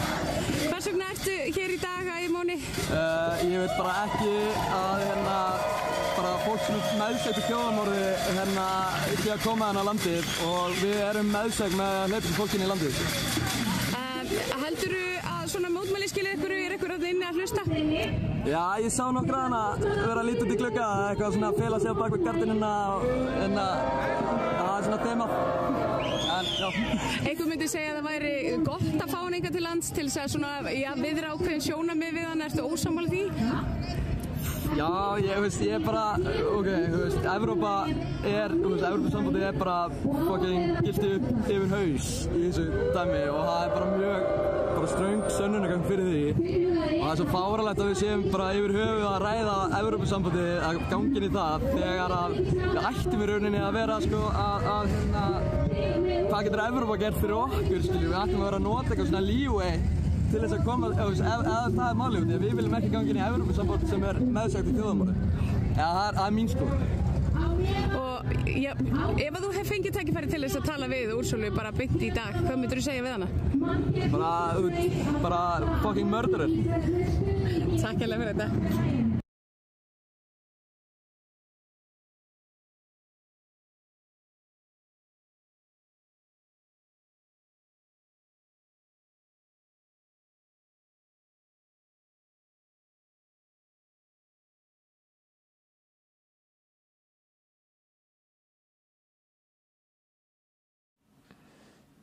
Já, heyrðu, við skutum inn þarna einu viðtali frá Austurvelli, það voru mótmæli í dag og María Lilja fór á völlinn og tók viðtal við gesti og gangandi, eins og sagt við ætlum að spila fleiri viðtöli hérna aftast í þættinum, en hingað er komin Ólafur Þ. Harðarson, prófessor á eftirlaunum í stjórnmálafræði, velkomin, og Sigurður Magnússon hérna hjá okkur.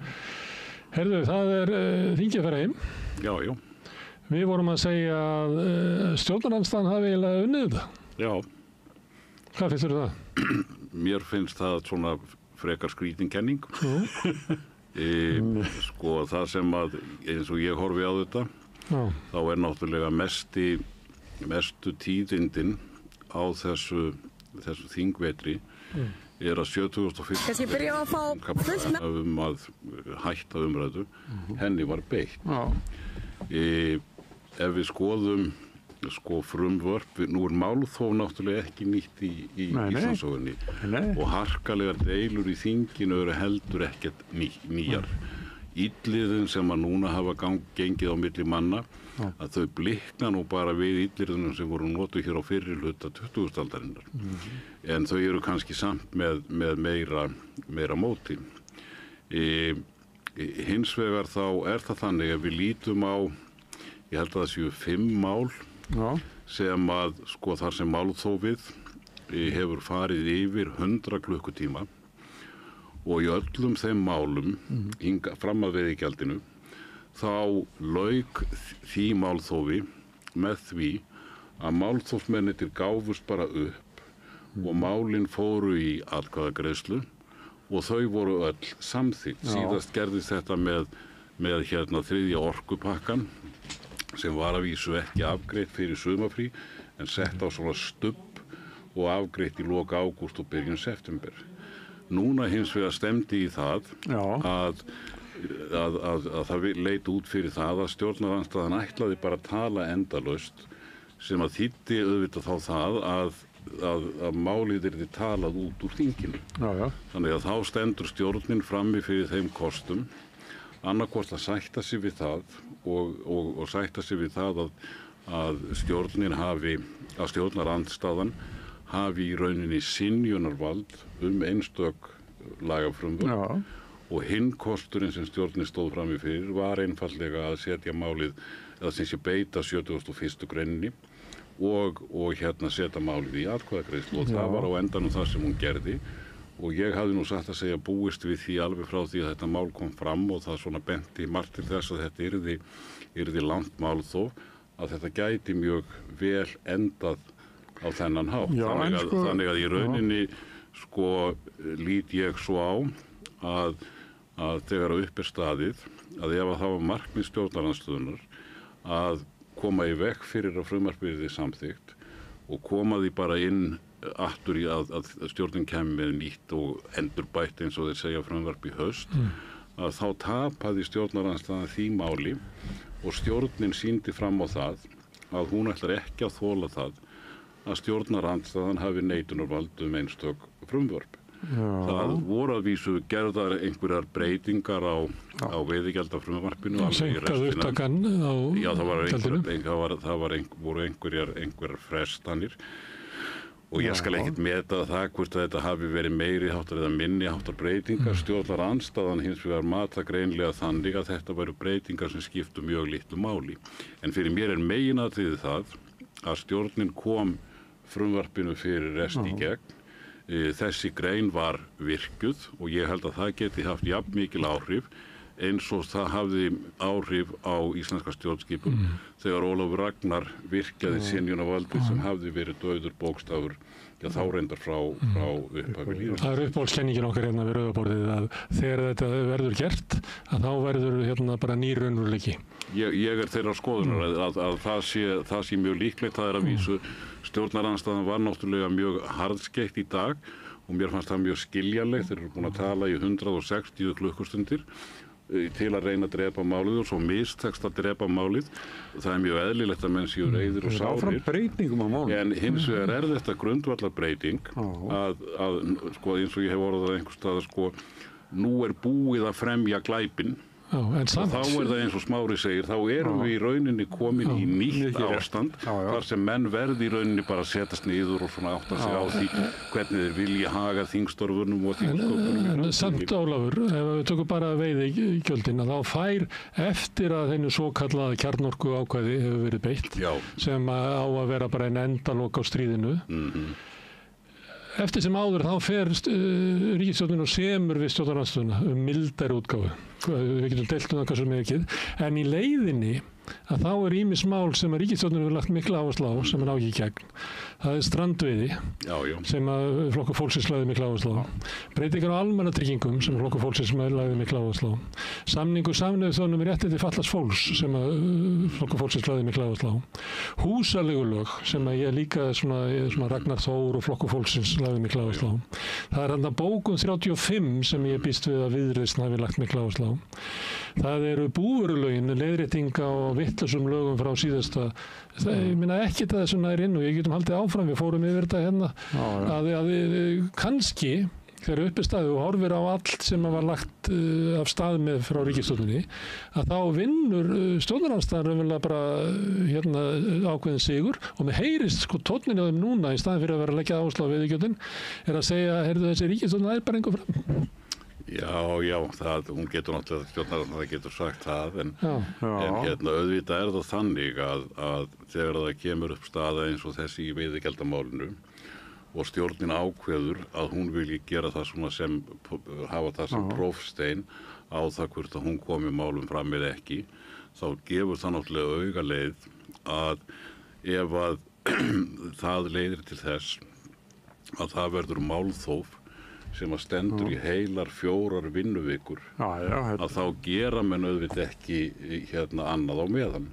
En af hverju gerður þetta ekki fyrir það? Það þýðir náttúrulega það að hérna mörg máli eins og Smári var að nefna að þau sitja eftir og það verður að taka þau aftur upp í haust. Já, sem tap fyrir ríkisstjórnina. Já, þetta er náttúrulega bara klemmar sem ríkisstjórnin í, hún verður að velja.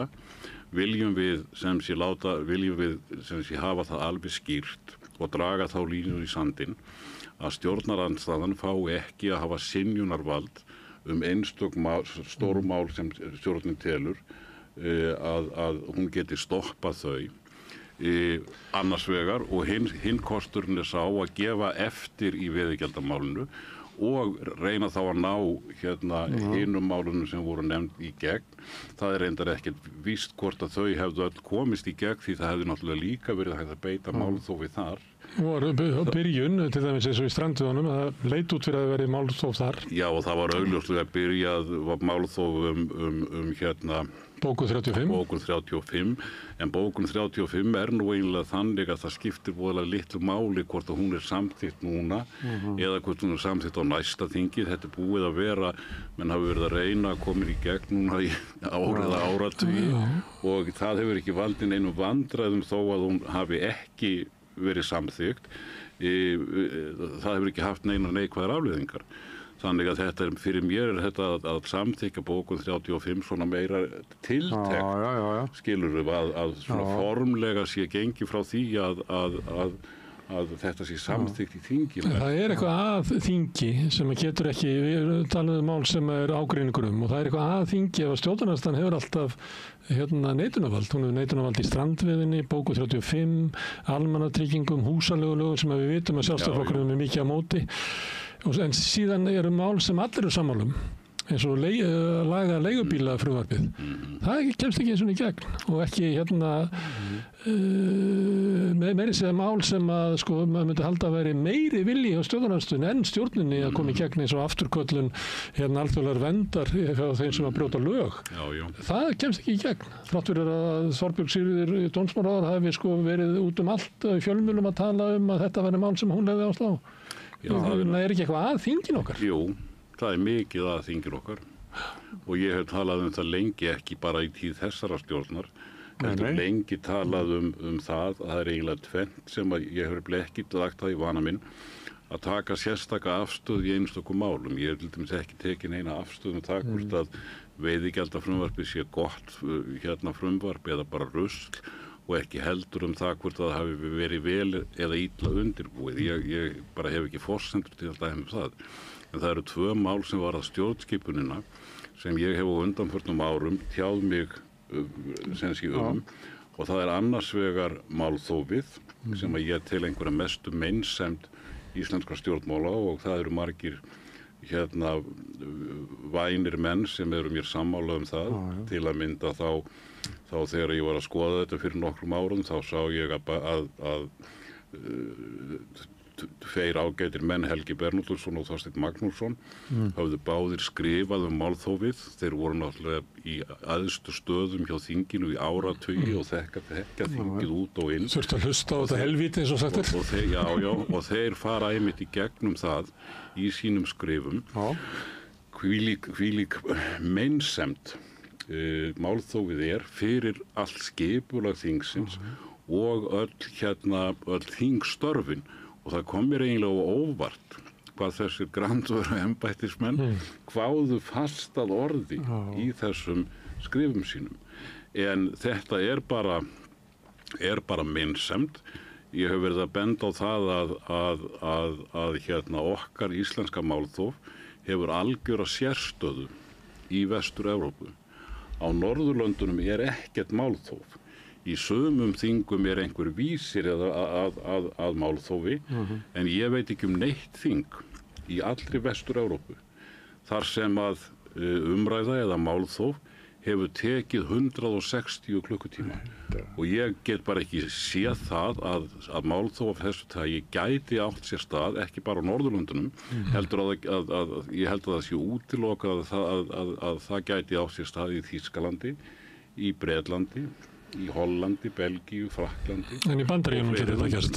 Já, eina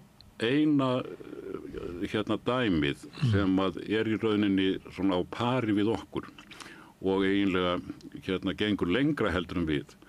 Það bandaríska öldungadeildin. Þeir hafa nú eitthvað að reyna að laga þetta. Það er einhverjar þrengingar svona... Ég kann nú ekki alveg smáatriðin í því. Ég veit hins vegar að til þess að stoppa málþóf, það gert með svo kallari closure vote, að þá þurftu hér... 60%. Þá þurftu 2/3, 67%. Þurfti til, og svo regla var til dæmis í gildi þegar að heimsmet í málþófi var sett í öldungadeildinni. Það var 1964 þegar að Johnson var að reyna að koma í gegn og tókst að koma í gegn fyrir rest The Civil Rights Act sem var einhver mikilvægasta mannréttindalöggjöf fyrir svertingja í Bandaríkjunum fyrr og síðar. Þá voru nokkrir rasistar úr Suðurríkjunum og sem allir voru demókratar eins og Johnson sem að héldu upp í málþófi, ekki 160 tíma, heldur í 534 tíma, 60 vinnudaga.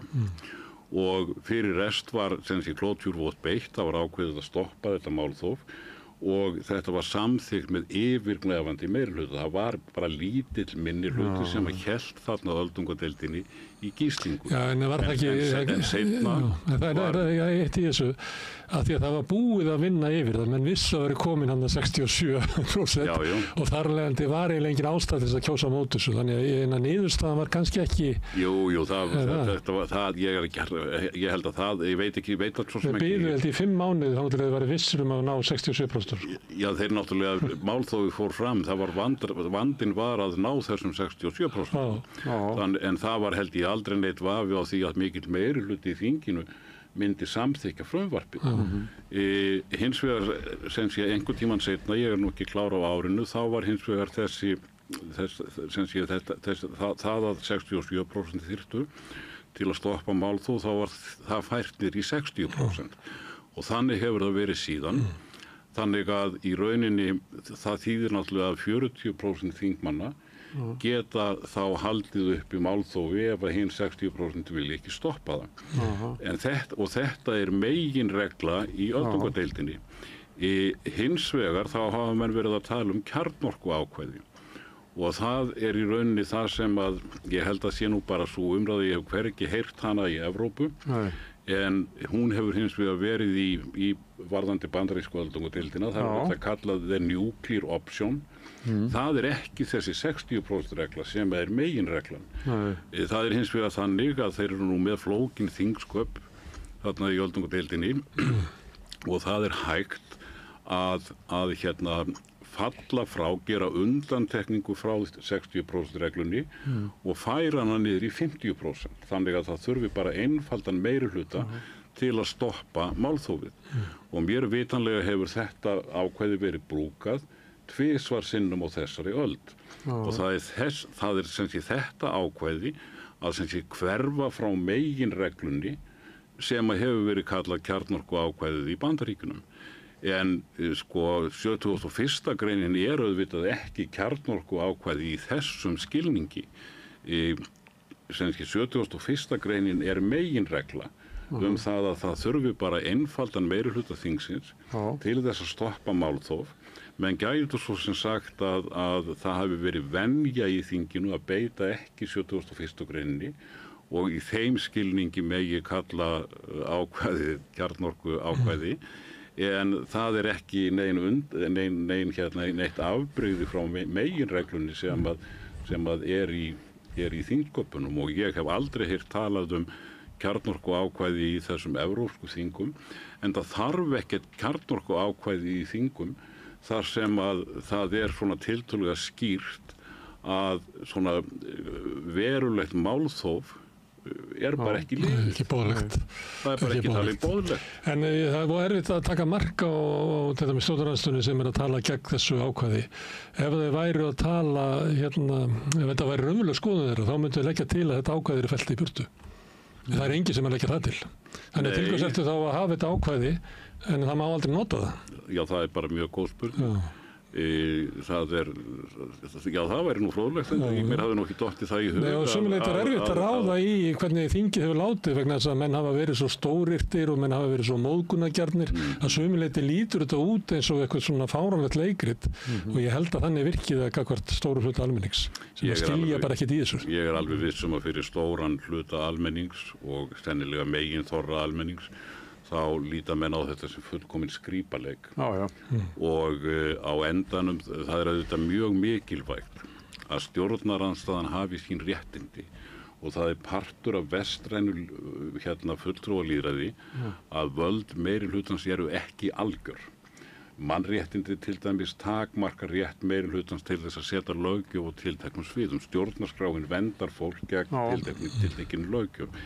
En það hins vegar að stjórnarandstaðan hafi rétt til þess að sjá það að synja algjörlega einstökum málum sem að stjórnarmeirihlutin vill koma fram og þingmeirihlutin sammála. Það eins og ég var að segja bara fáheyrt og þekkist ekki í Vestur-Evrópu. Þannig að þessir ósiður okkar, þeir eru sér íslenskir. Herðu, en talandi svona hvernig flokkarnir koma svolítið út úr þessu. Það svolítið ólíkt held ég með stjórnarandstöðunni að ég held til dæmis að miðflokkurinn sé bara ánægður með þetta.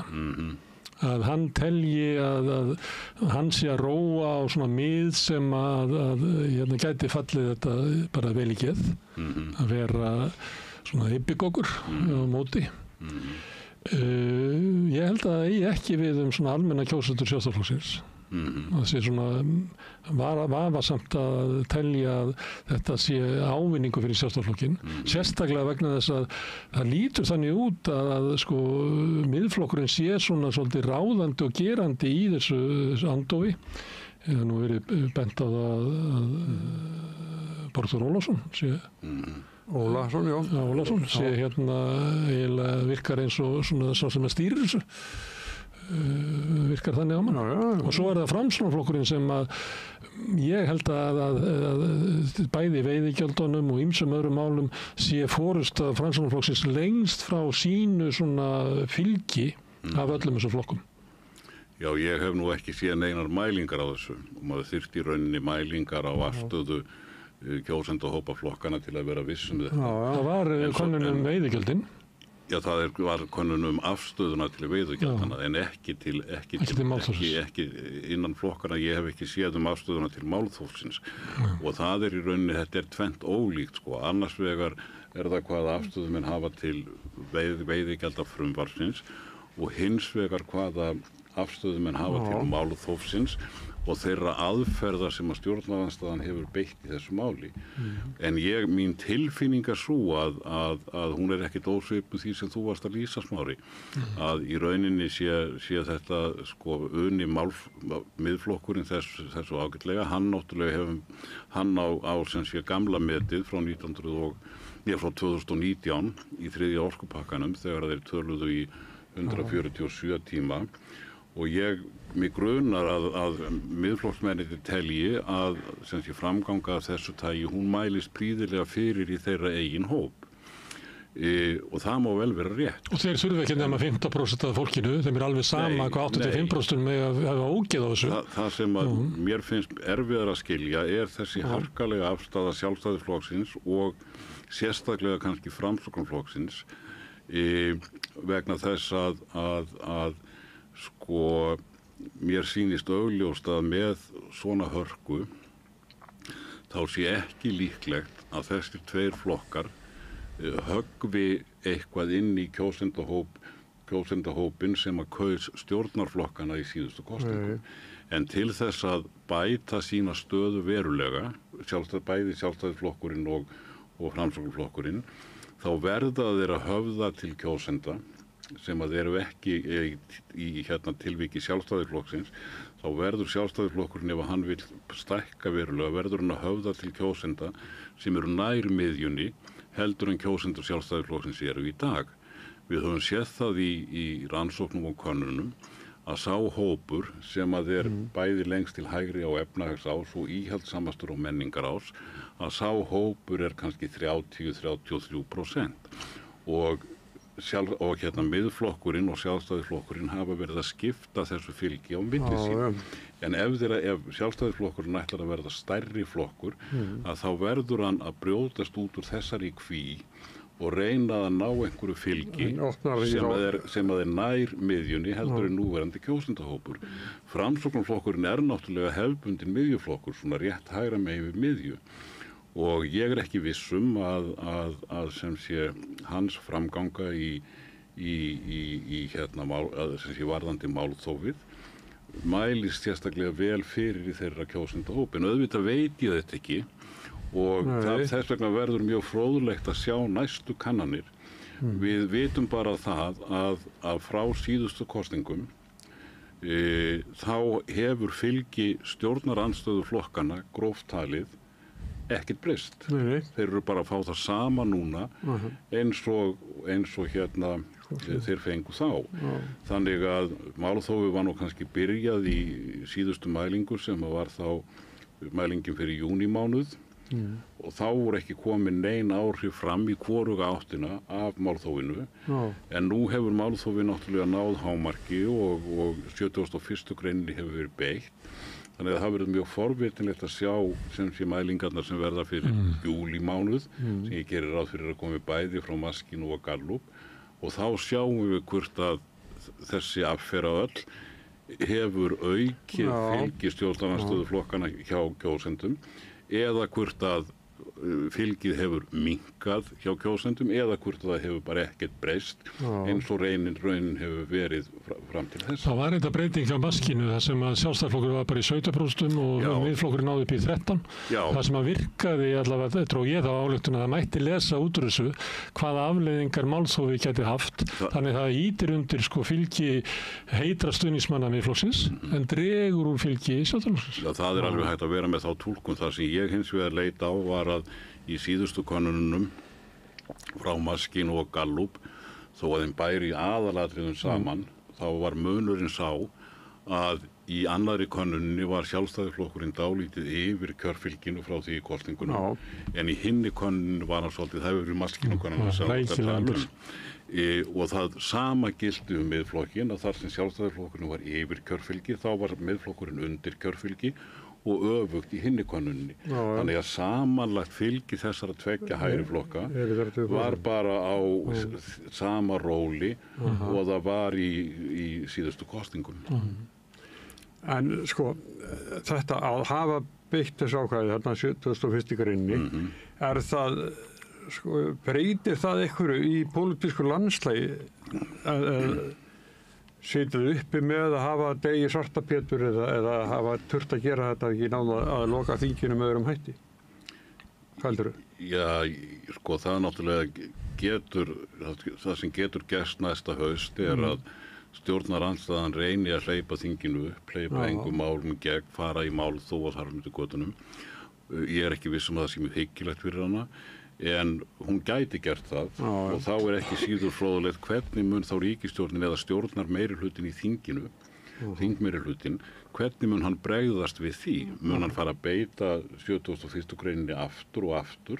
Það ein leið því að væntanlega getur þingmeirihlutin ekki setið þegjandi undir því að þingstörfunum þau séu sett í fullkomna upplausn.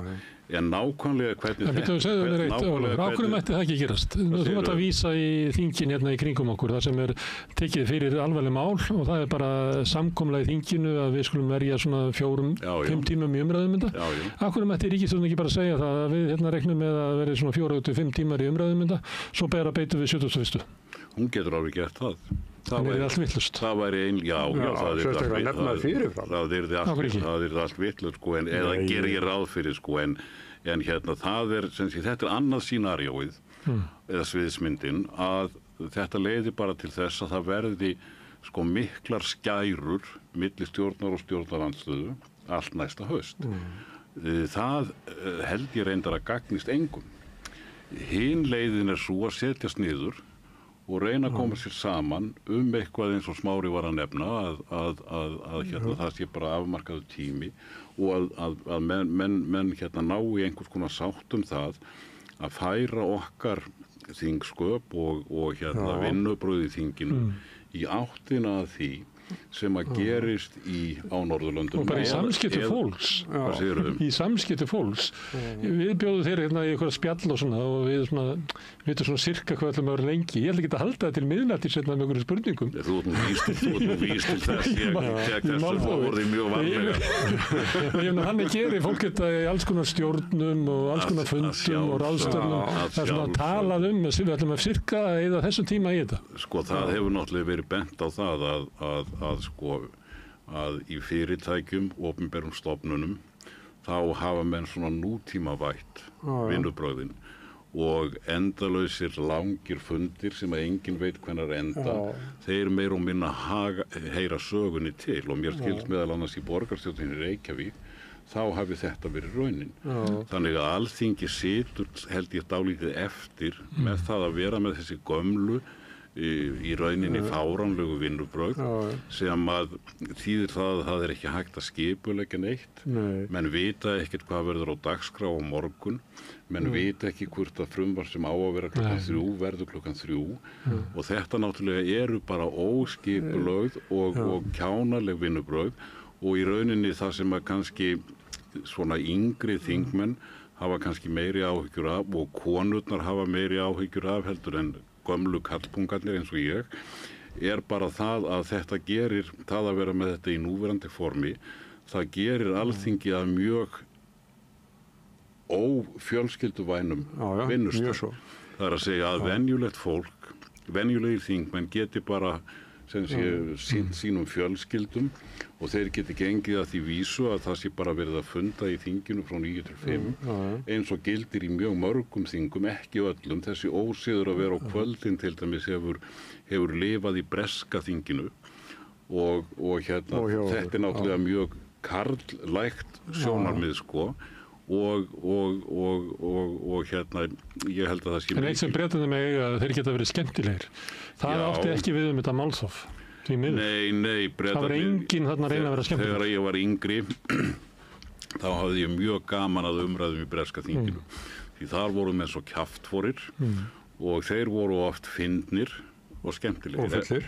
Eftir því sem að ég hef orðið eldri þá hefur aðdáun mín á breska þinginu minnkað með hverju árinu en það er langt síðan að ég komst að þeirri niðurstöðu að sko skemmtileg þing eru sennilega yfirleitt vond þing en leiðinleg þing eru farsæl og góð þing og vísa þá sérstaklega til Norðurlandana þar sem að það er nú ekki beinlínis háreisti Mér finnst hérna núna, við erum svona lýðræðis halli á þessu. Það er ríkisstjórnin með 37 þingmenn, stjórnarandstaðan með 26 og þessi 37 verða að beygja sig undir hina 26. Já, ég meina það er sko Fólk kaus það ekki sko. Nei, fólk kaus það ekki og það er náttúrulega grundvallaratriði þegar að ný ríkisstjórn kemur til valda á grundvelli tiltekinna kosningaloforða að hún fái ráðrúm til þess að koma sínum helstu málum í gegn. Hún á ekki að þurfa að svíkja kosningaloforðin sín vegna þess að stjórnarandstaðan banninni. Eins og Flokkur fólksins er að gera núna. Eins og Flokkur fólksins er að gera núna með almannatryggingunum, með staðfestingunni á samningi Sameinuðu þjóðanna. Já, það hefur verið komið í veg fyrir það núna á þessu þingi að þessi stóru mál Flokks fólksins fari í gegn. Mér hefur hins vegar sýnst að Flokkur fólksins sé ekkert sérstaklega æstur yfir því. Það er að segja að hann er að minnsta kosti ekki að ásaka félaga sínir í ríkisstjórninni fyrir það að félagarnir í ríkisstjórninni hafi brugðist honum. Í staðinn heyrist mér að úr þeim herbúðum að þau segi bara þetta var bara afleiðing af þessu málþófi og nú göngum við bara í það í haust að koma þessum málum flokkfólksins í gegn.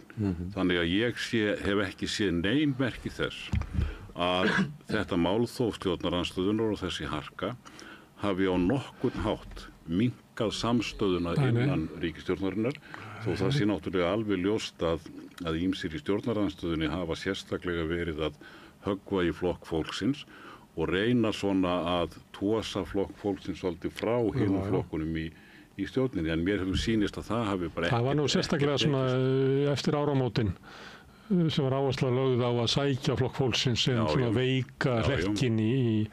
En varðandi það sem flokk fólksins segir núna, Inga Sæland sett henni á Facebook svona sem hann var að fara yfir þetta og tala þú veist að þeir hefðu náð þessu en svo verður fólk bara að bíða.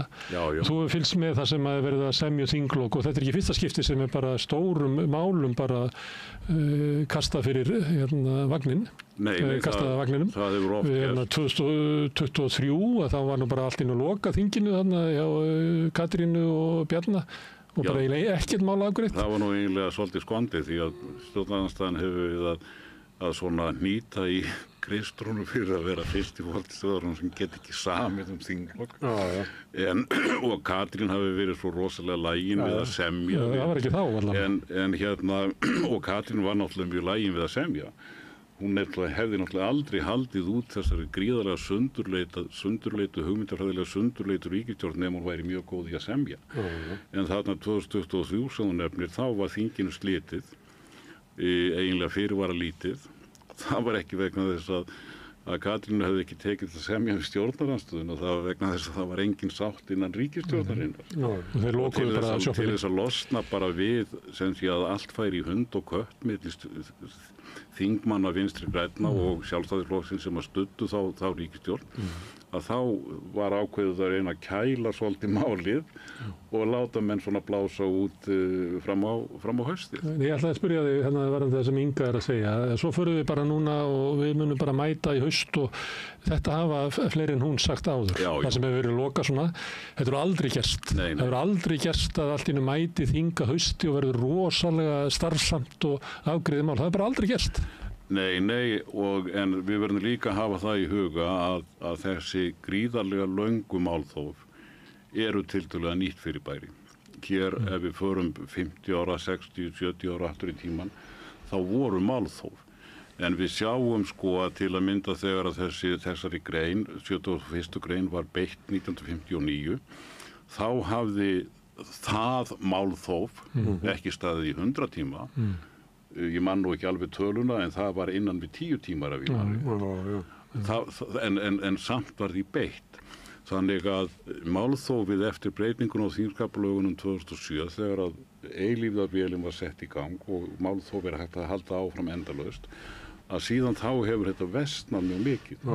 En það alveg rétt sem Smári segir að menn hafa ekki það hefur ekki tekist að gera þetta eins og að keyra bara allt í gegn á haustþingi, en hins vegar núna þá munum við kannski fá nýtt jafnvægi og vegna þess að nú hefur línan verið dregin í sandinn, 71. greinin hefur verið virkuð og þess vegna myndi ég ekkert útiloka það að ríkisstjórninni tækist núna að koma til dæmis þessum málum flokksfólksins í gegn í haust. Það kann vel að kosta einhver átök, það kann vel að kosta það að það verða að beita 71. greininni aftur, en ég á erfitt með að sjá að ríkisstjórninni ætla að sætta sig við það að stjórnarandstaðan hafi neitunarvald það hvort að þessi frumvörp sem að flokkur fólksins ber sérstaklega fyrir brjósti,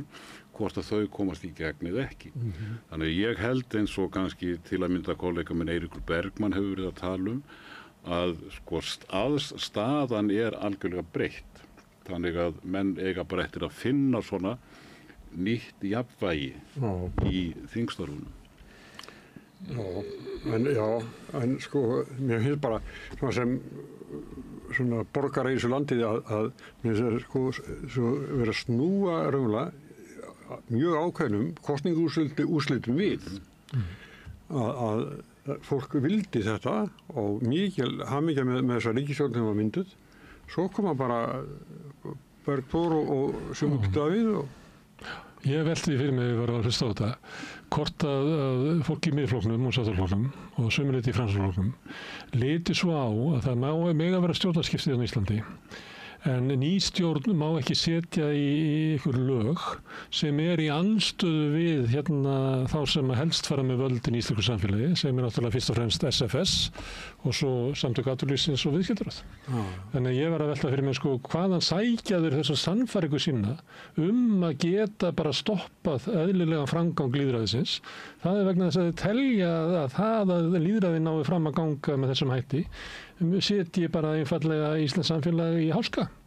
Við megum ekki setja nein lög sjávarútveg nema í sátt við útgerðina. Já, það náttúrulega þannig að tveir af þessum þremur stjórnarandstöðuflokkum, Framsóknarflokkurinn og Sjálfstæðisflokkurinn, eru gömlu valdaflokkarnir á Íslandi og þeir eru náttúrulega vanir því að þeir fái að ráða svona öll megin mál. Vinstri stjórnir án Sjálfstæðisflokksins hafa verið tiltölulega óalgengar. Stjórnarandstaða Sjálfstæðisflokksins gagnvart þessum vinstri stjórnum, bæði vinstri stjórnin í 71, Ólafs Jóhannessonar, og vinstri stjórn Jóhönnu var mjög harkaleg. Og Helgi Bernódusson hefur bent á það í sínum skrifum að málþófi í gegnum söguna, eða það byrjaði eiginlega á árunum að einhverju gagni á árunum í kringum 1930 og Helgi lýsir því að það hafi fyrst og fremst verið gagnvart vinstri stjórnum, gagnvart flokkum sem að vildu gera róttækar breytingar á þjóðfélagsgerðinni og Sjálfstæðisflokkurinn taldi það svo hættulegt að hann sem sé beitti málþófi og Helgi segir reyndar að allar götur síðan þá hafi málþófi verið beitt meira gegn vinstri stjórnum, það að segja stjórnum það sem Sjálfstæðisflokkurinn ekki, heldur en gagnvart öðrum stjórnum. Ég hef ekki nákvæmar mælingar á þessu, en ég hef enga ástæðu til annars en treysta þessu. Og ástæðan svo að Sjálfstæðismenn líta svo á að það að þeir séu ekki stjórn og vinstri flokkarnir í stjórn eins og þeir myndu orða að það í sjálfu sér eins konar valdarúm. Og þess vegna til þess lykilsetning sem að Bjarni Benediktsson sagði skilið lyklunum, sem hann sagði í stjórnarandstöðunni við ríkisstjórn Jóhönnu Sigurðardóttur, þar sem hann fannst bara óeðlilegt að þessi flokkar væru með stjórn landsins og sumuleyti finnst mér endurómurinn af þeirri stjórnarandstöðu sem að ég man ekki 71, ég var ungur þá, en mér finnst endurómurinn af þeirri stjórnarandstöðu komin aftur, þar sem að var eiginlega allt gert til þess að láta líta svo út að þetta væri bara vanhæft fólk, það kynni ekki til verka og væri eiginlega bara hættulegt að hafa þau í stjórnarráðinu. Og það kannski ég alveg að spyrja eitt sem að maður tekið eftir, sem að byrjaði svolítið í síðustu viku, því að þú sagðir að í upphafi stjórnarráðstöðuna hafi verið svolítið hoggið á flokk fólksins. Ég held að þeirra fór að líða vorinu og fram eftir sumri þá hafi verið svolítið spjótunum beint að Viðreisn að þetta væri skattabreitingar og það var svona hægri gagnrýni frá þessari hægri stjórnarandstöðu. En svo gerðist það núna í vikunni að öll spjót beinast að Kristrúnu Frostadóttur. Það sem byrjað að halda því fram að það sé bara eitthvað við karakterina sem veldur því að hún geti ekki klárað þingið. Hún svona, vantar ekki í hana grindina eins og sagt þetta straight A student, alltaf efst í bekknum og kann þetta allt saman og enginn frýr henni vits. En hún hefur bara eins og það fólk oft sem óvinnu gáfað og klárt og hefur staðið sér vel í skóla og svona, alveg ófær í mannlegum samskiptum. Og þá byrjað að eiginlega áróðurinn frá bakherbergjum Valhallar sem að maður heyrir oft í þessum endalausu hægri podcastum sem að menn eru eiginlega bara útvarpa því sem að má heyra á ritstjórnarfundum í Morgunblaðinu, allur þetta að hún sé eiginlega bara óhæf til að vera forsætisráðherra. Sem svipað og ef þú rifjar upp hvernig var í andstöðinu við Jóhönnu Sigurðardóttur, það var talað þannig að hún var eins og alveg út úr hól, sagði Davíð Oddsson á landsfundi Sjálfstæðisflokksins, sem var nákvæmlega sama, þetta væri eiginlega bara óhæfar konur til þess að fara með þetta starf sem að við kallanir eigum að sinna. Já, og menn geta náttúrulega lýst alls konar skoðunum og innræti keppinu þetta sinna í pólitík.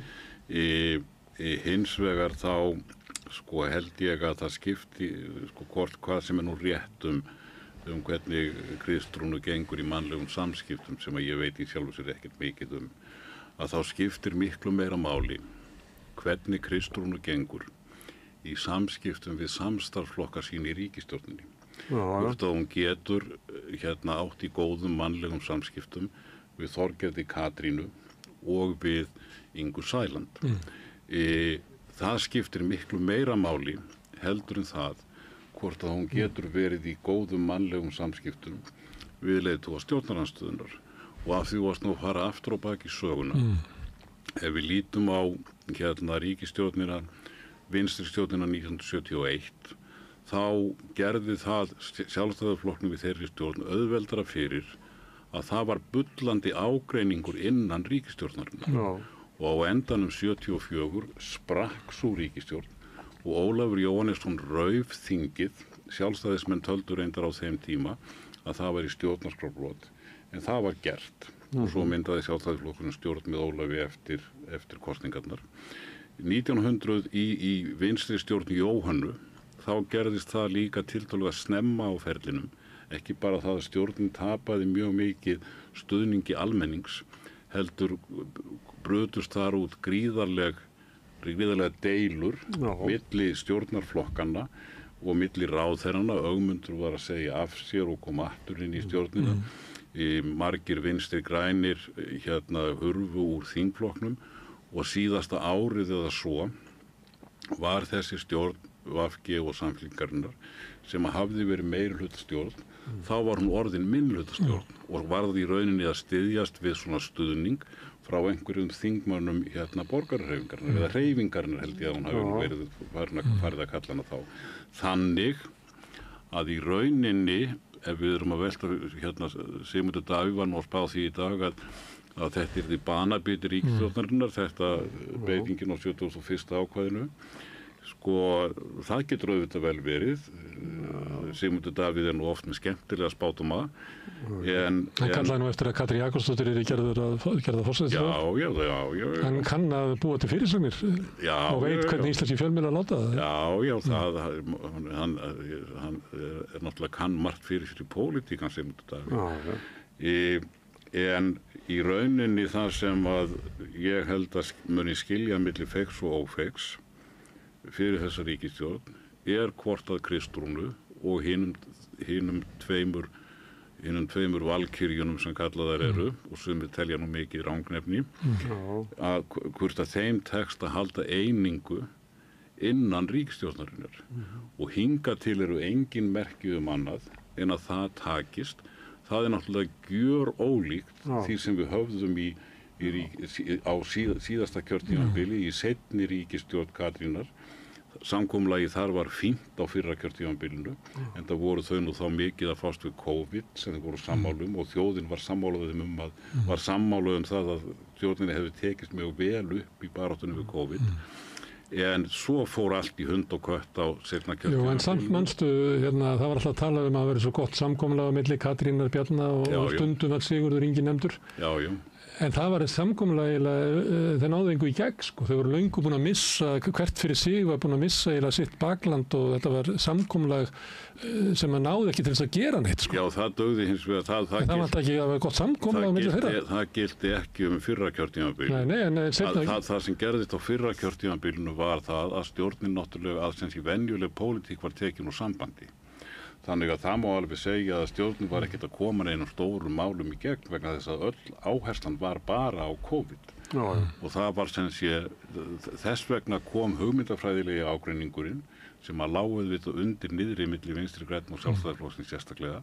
Þess vegna kom hann ekki fram vegna þess að menn voru að berjast við sameiginlegan óvin. Þegar að COVID farið úr sögunni og kemur inn á annað kjörtímabilið, þá náttúrulega kemur bara í ljós að þetta góða samkomulag sem menn töluðum og ég hef enga ástæðu til að efast að hafi verið rétt milli Katrínar, Bjarna og Sigurðar Inga, að það dugði bara ekki til þess að hafa hemil á stjórnarþingmönnum, Vinstri grænna og Sjálfstæðisflokksins. Þeir fóru bara í mjög svona harkalegt skítkast, ekki við stjórnarandstöðuna, heldur við hinn stjórnarflokkina. Má ég aðeins að því að ég var að tala um hvernig þið verið að grafa undan Kristrúnu og ef við horfum aftur til Jóhönnu þá fekk hún svona útreið frá Sjálfstæðisflokknum að tala hana og það oft búið að vera að tala villikettina í VG og fleira, en það má ekki gleymast að þetta hafði áhrif á Samfylkinguna. Svona síðasta 1,5 árið í ríkisstjórninni var orðið mikil óeining í Samfylkingunni og Samfylkingin og kannski hægri kratandi þar inni fóru að leita að einhverju leiðtoga sem að myndi hugnast Sjálfstæðisflokknum til þess að minnka þetta. Ég held að það hafi verið þannig. Þannig að það gróf undan því, en kannski eru þeir að reyna að beita þessari sömu aðferð á þessa ríkisstjórn með því að grafa raunverulega undan Kristrúnu í vonum að einhverju, því að stjórnmálun er alltaf fullt af fólki með alls konar metnað og eitthvað fleira. Þótt að staða Kristrúnar er reyndar mjög sterk í íslensku stjórnmálum. Staða Jóhannu Sigurðardóttur til dæmis í febrúar 2009 var náttúrulega feiknarsterk. Algjörlega. Alveg bara ótrúleg. En það verði ekkert úr henni á endanum. Það sem gerðist í Jóhannu stjórninni var að hún færðist mjög mikið í fang og í rauninni svona eftir á að hyggja þá hefði nú einhver talið að það væri nægilegt verkefni fyrir þá stjórn að endurreisa íslenska hagkerfið, íslenska kapitalisman sem að þau gengu í og fóru bara eftir ráðleggingum Alþjóðagjaldeyrissjóðsins.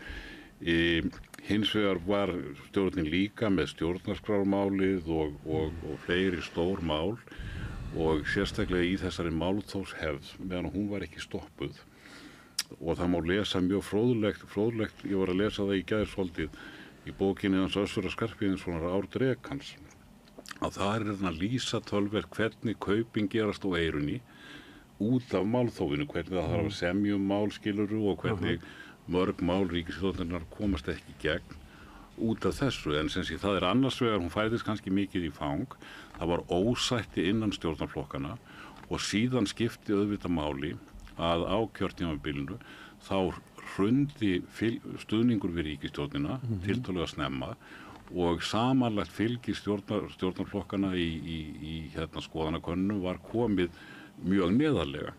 Reyndar hefur þessi þróun með ríkisstjórnir að það fjari hratt undan stuðningi við þær og að stjórnarflokkarnir sameiginlega tapi verulegu fylgi að það hefur gilt allar ríkisstjórnir frá hruni.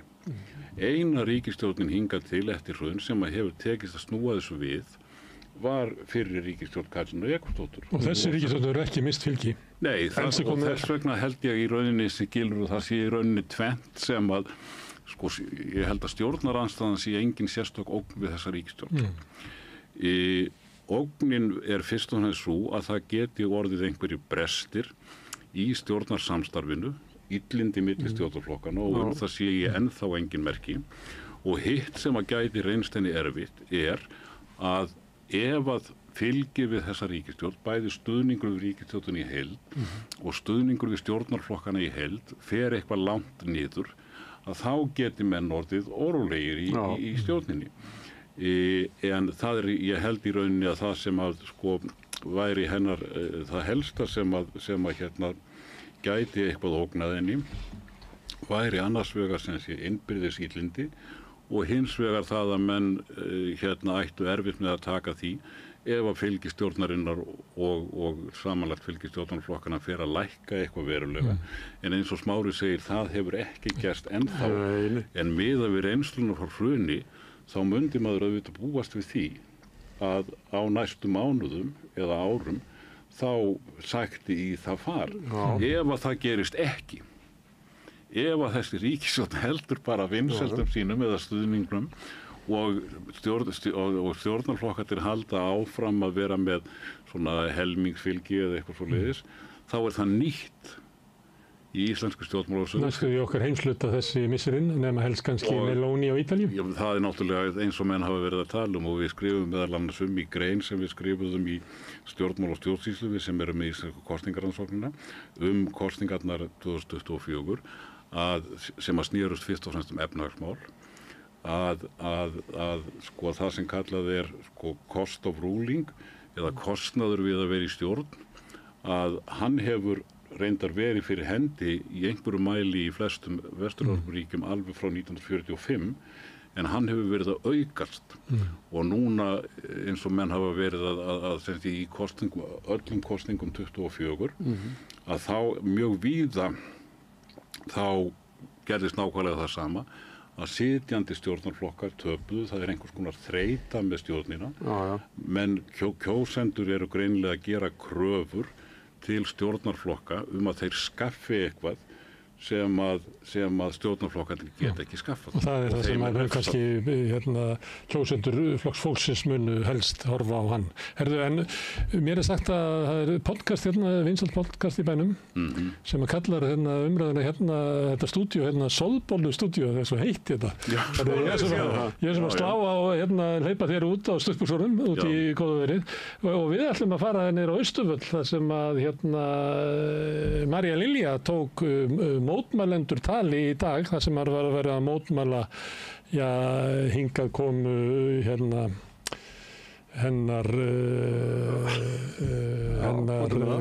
Úrsulu von der Leyen. Það svo heitt hérna í stúdíu að maður gleymir þessu. En við skulum heyra hvað gestur og gangandi á Austurvelli sögðu í dag.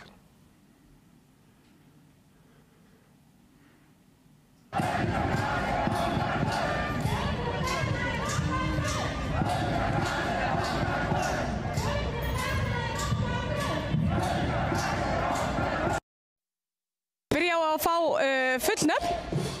Á ég að byrja. Jóna Bendisdóttir. Hvers vegna ert þú hérna á Austurvelli í dag? Af því að ég held að rétt eins og öllu venjulegu fólki þá ofbýður mér þessi framkoma Ísraelsmanna á Gaza og það hvernig alþjóðasamfélagið samþykkir hana með þögn. Og ég er að reyna að láta heyri mér. Já, og hvernig gengur? Það gengur náttúrulega ekki neitt, en maður verður samt að reyna, maður verður að láta vita að þetta sé ekki það sem maður er samþykkur. Nú er Úrsula von der Leyen á leiðinni, og aðver virðist í umboði íslenskra stjórnvalda, hvað finnst þér það? Mér finnst það bara ömurlegt. Mér finnst bara að við eigum, ég myndi vilja að við myndum setja viðskiptabann á Ísrael og alla sem samþykkja framferði Ísraelsmanna. Ef ég fengi að ráða þá er það gert. Það finnst þér að íslensk stjórnvöld séu með þessu að samþykkja framferði Ísraelsmanna? Já, þau eru að gefa svona gult ljós, þau eru að segja að þetta er allt í lagi, við látum okkur hafa þetta. Við erum í samskiptum við ykkur þrátt fyrir að þið samþykkið þetta. Svo Ríkiskaup gáði það út daginn að ætla að halda áfram í viðskiptum við Rapid, þannig að það virðist einhvern veginn ekki ætla að skila sér, hvorki kröfur sniðgöngu, ég bara stjórnarsambandslit. Nei, það er ekki að skila sér, það er bara eins ánað og ég er með þessa ríkisstjórn, þá er ég mjög óánað með þetta. Og það fara að heyrast hér í dag? Já, það fara að heyrast hér í dag, af því að ég bý á Íslandi og ég get látið að heyrast ef mér er ekki saman með það. Takk fyrir þetta. Og ég grípa þig kannski byrja að fá fullt nafn. Ég heiti Hjörtur Hjartarson. Hvers vegna ert þú hérna, Hjörtur? Ég er bara til þess að mótmæla þessu framferði Ísraelsmanna á Gaza. Og þú ert væntanlega búin að fylgjast með þessu lengi, þessari deilu ef svo mætti kalla? Deilu, já, það er búið að blasa við heimsbyggðinni núna í mánuðum saman og í rauninni held ég að þetta sé áfall fyrir mannkynið að þetta skuli geta gengið og lýsi kannski einhverju leyti svona hvað alþjóðakerfið er orðið veikt. Hvernig finnst þér sú staðreynd að Úrsula von der Leyen sé á leiðinni hingað til lands í vikunni? Já, það er bara staðreynd og það er þá tækifæri fyrir ríkisstjórn Íslands að lýsa yfir skoðun sinni á framferði Ísraelsmanna á Gaza og að krefjast þess að Evrópusambandið, framkvæmdastjórnin, taki til máls og taki ærlega afstöðu til þess sem er að gera það og siðlega afstöðu. Þú talar að alþjóðakerfið sé orðið veikt, en skilar það þá ykkur í sjálfu sér? Já, ég meina það er ekki hægt að hætta. Það er ekki hægt að fara bara heim og leggja sig að því að þetta sé eitthvað vonlust. Það er bara ræfildómur og siðferðilega óréttlætanlegt að leggja bara upp laupan. Okkur ber ákveðin skylda í þjóðarmorði og finnst þér svona íslensk stjórnvöld sé að sinna þeirri skyldu? Nei, mér finnst þau þurfa að ganga miklu hreinlegar til verks. Takk hérlega fyrir þetta. Kannski byrjum á að fá fullt nafn. Sveinn Rúnar Hauksson. Sveinn Rúnar, hvers vegna eru þið saman komin hér í dag? Saman komin til þess að mótmæla komu þessa foringja Evrópusambandsins og þetta snýst ekki bara hana, það snýst stefnu Evrópusambandsins eins og þeir hafa verið og haga sér gagnvart Palestínu. Evrópusambandið og sérstaklega þessi foringi sem að koma hingað, hún hefur verið eindreginn stuðningsmaður Ísraels og réttar Ísraels til að verja sig eins og það heitir. En það réttur meðal annars til að fremja þjóðarmorð á palestínsku þjóðinni og halda beinlínis uppi útrýmingar herferð. Því þetta ekkert stríð. Fólkið hefur ekkert, það engin her á móti Ísraels her. Það eru andspyrnuhreyfing og andspyrnuhópar en þessu engu saman að líkja. Nei, þetta útrýmingar herferð sem að fer fram algjörlega fyrir opnum tjöldum. Því að forystumenn í Ísraels stjórn, í ríkisstjórninni, þeir tala algjörlega opinskátt þetta. Og nú við að undirbúa að opna sérstak eins og þeir kalla mannúðarreit í Rafa, þar sem á að safna saman 800.000 manns.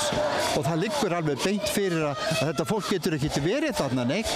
Það engin aðstæða til eins né neins. Það getur bara dáið þarna eða það getur samþykkt að vera flutt úr landi. Þetta eru nauðungarflutningar fólksins úr landi. Og þetta stefna eins og ég segi sem að í raun og veru hefur verið í gangi alveg í 77 ár eða frá því Ísraels ríki var stofnað. Þá fór helmingur þjóðarinnar á flóttann undan hryðjuverkum og stríðsglæpum.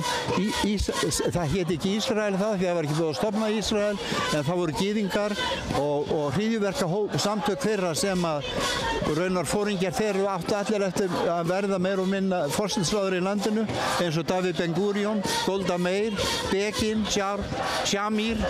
Þetta eru helstu foringjar framan af, áður en svona maður eins og Netanyahu kemur til sögunar, sem náttúrulega alveg einstakur og hann leiðir til valda verstu öflin sem til eru í Ísrael. Og þetta finnst þeir Ursula von der Leyen taka undir? Hún fyrir undir þetta allt, hún réttlætir þetta allt og Evrópusambandið það leggur til bæði stjórnmálalega vörn, pólitíska áróðslega, efnahagslega, viðskiptalega.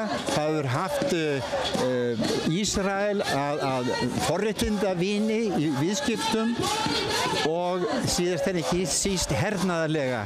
Helmingurinn af sprengjónum sem hafa verið að falla á Gaza kemur frá Evrópu. Það semst ekki bara Bandaríkin, það ekki bara Ísrael, það líka Bandaríkin og það líka Evrópusambandið með fáum undantekningum. Nú myndi einhver segja að með heimsókn hennar hingað þá gæfi svona tækifæri til þess að koma ákveðnum sjónarmiðum að. Telurðu að það sé rétt? Finnst það ekki, mér finnst þetta ámót og rök og þegar verður að tala það að við getum ekki slítið stjórnmálasambandi við Ísrael sem væri meiri háttar gjörningur og myndi hafa áhrif allan heim, rétt eins og það hafi áhrif þegar við erum fyrst þjóða til að viðurkenna Palestínu. Við vorum ekki að bíða eftir neinum frá. Og það eins núna að með því að slíta stjórnmálasambandi við Ísrael þá erum við að gera eitthvað sem skiptir máli. Og ég held að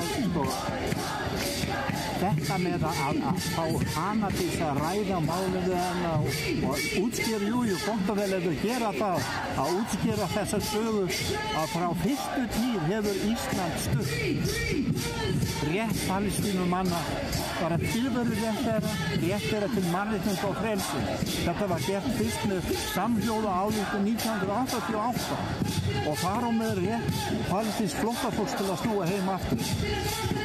En þetta gleymist kannski, svo kemur ályktun, hún líka samhljóða hér 2011, 29. nóvember. Það var mikilvæg dagsetning. En nú, sko, af því að þú nefnir flóttafólk, nú lítur út fyrir að staða flóttafólks frá Palestínu sé ekkert endilega svo sterk á Íslandi, þetta ekki fólk í forgangi, þau þurfa að bíða lengi eftir fjölskyldusameiningum og nú liggur fyrir að það fær engin Palestínumaður ríkisborgararétt af þessu sinni. Hvað finnst þér um þessa forgangsröðun? Ég finnst þetta bara skammarlegt. Þetta er skammarlegt og bara þú ert að nokkuð lítið að segja mér fréttir. Ég hef ekki alveg fylgst nógu vel með þessu allra síðustu daga en þetta átt að gerast núna á þingi að einhverju 50 ríkisborgarar. Já, 50 manns, þetta var nú bara, kom bara á síðuna áðan, þetta hefur ekki verið samþykkt en það eru komnir þessir 50 aðilar sem að koma til greina. Nei, þessi afstæða að galopna ekki dyrnar fyrir flóttafólki frá Palestínu, bæði frá Vesturbakkanum og frá sérstaklega frá Gaza er náttúrulega ábornar skammar og það er í engu samræmi við stefnu Íslands og það er örugglega í engu samræmi við hug stórs meirihluta þjóðarinnar. Já, þó að sé kannski ekki ígjamargir hér í dag, þó að sé kannski ekki ígjamargir sem komið hér með mjög stuttu fyrirvara hásumar 27 stiga hita, að þá er þetta nógu margir til að minna á okkur og til að minna á þennan málstað og við getum alveg verið vissumunum séðalegt í skoðanarkonunum að málstaður Palestínu hann á teiknarkildi hér á landi í fáum stöðum meira. Það er svo sem bara ekki nóg. Það er bara ekki nóg vegna þess að það sýnir sig ekki sýttir dæmis í Arabalöndunum þar sem að nánast er einasti maður hjarta hans nær með Palestínu, ekki spurningu það en ríkisstjórnirnar þarna, emírarnir og soldanarnir og þessir kallar sem eiga allt og ráða öllu, þeir eru bara í handagæðrinu hjá kannanum og fá vopn þaðan og er allir að reyna að spila með kannanum og bíða eftir því bara að koma á eðlugum samskiptum í Ísrael. Takk fyrir þetta, Sveinn Rúnars. Takk sömuleiðis. Kannski byrja á að fá fullt nafn. Ég heiti Harpa Henriksdóttir. Og hvers vegna ert þú hér í dag? Ég er bara, eins og fleiri, mér bara ofbýður gjörsamlega hvernig Ísraelsmenn haga sér og að við skulum styðja þetta er ömurlegt. Og nú er Ursula von der Leyen á leiðinni. Hvað svona finnst þér að hún sé hérna í íslensku, umboði íslensku stjórnvalda? Sko, mér finnst það ömurlegt og mér finnst bara svo sorglegt að við skulum vera stödd þar að þetta skuli að við skulum vera bjóðin í heimsókn. Það er fullt af öðru frábæri fólki sem getur örugglega sinnt því sem hún er að gera. En hvað ykkur myndi segja, kannski skapast tækifæri til þess að svona koma ákveðnu skoðunum á framfæri.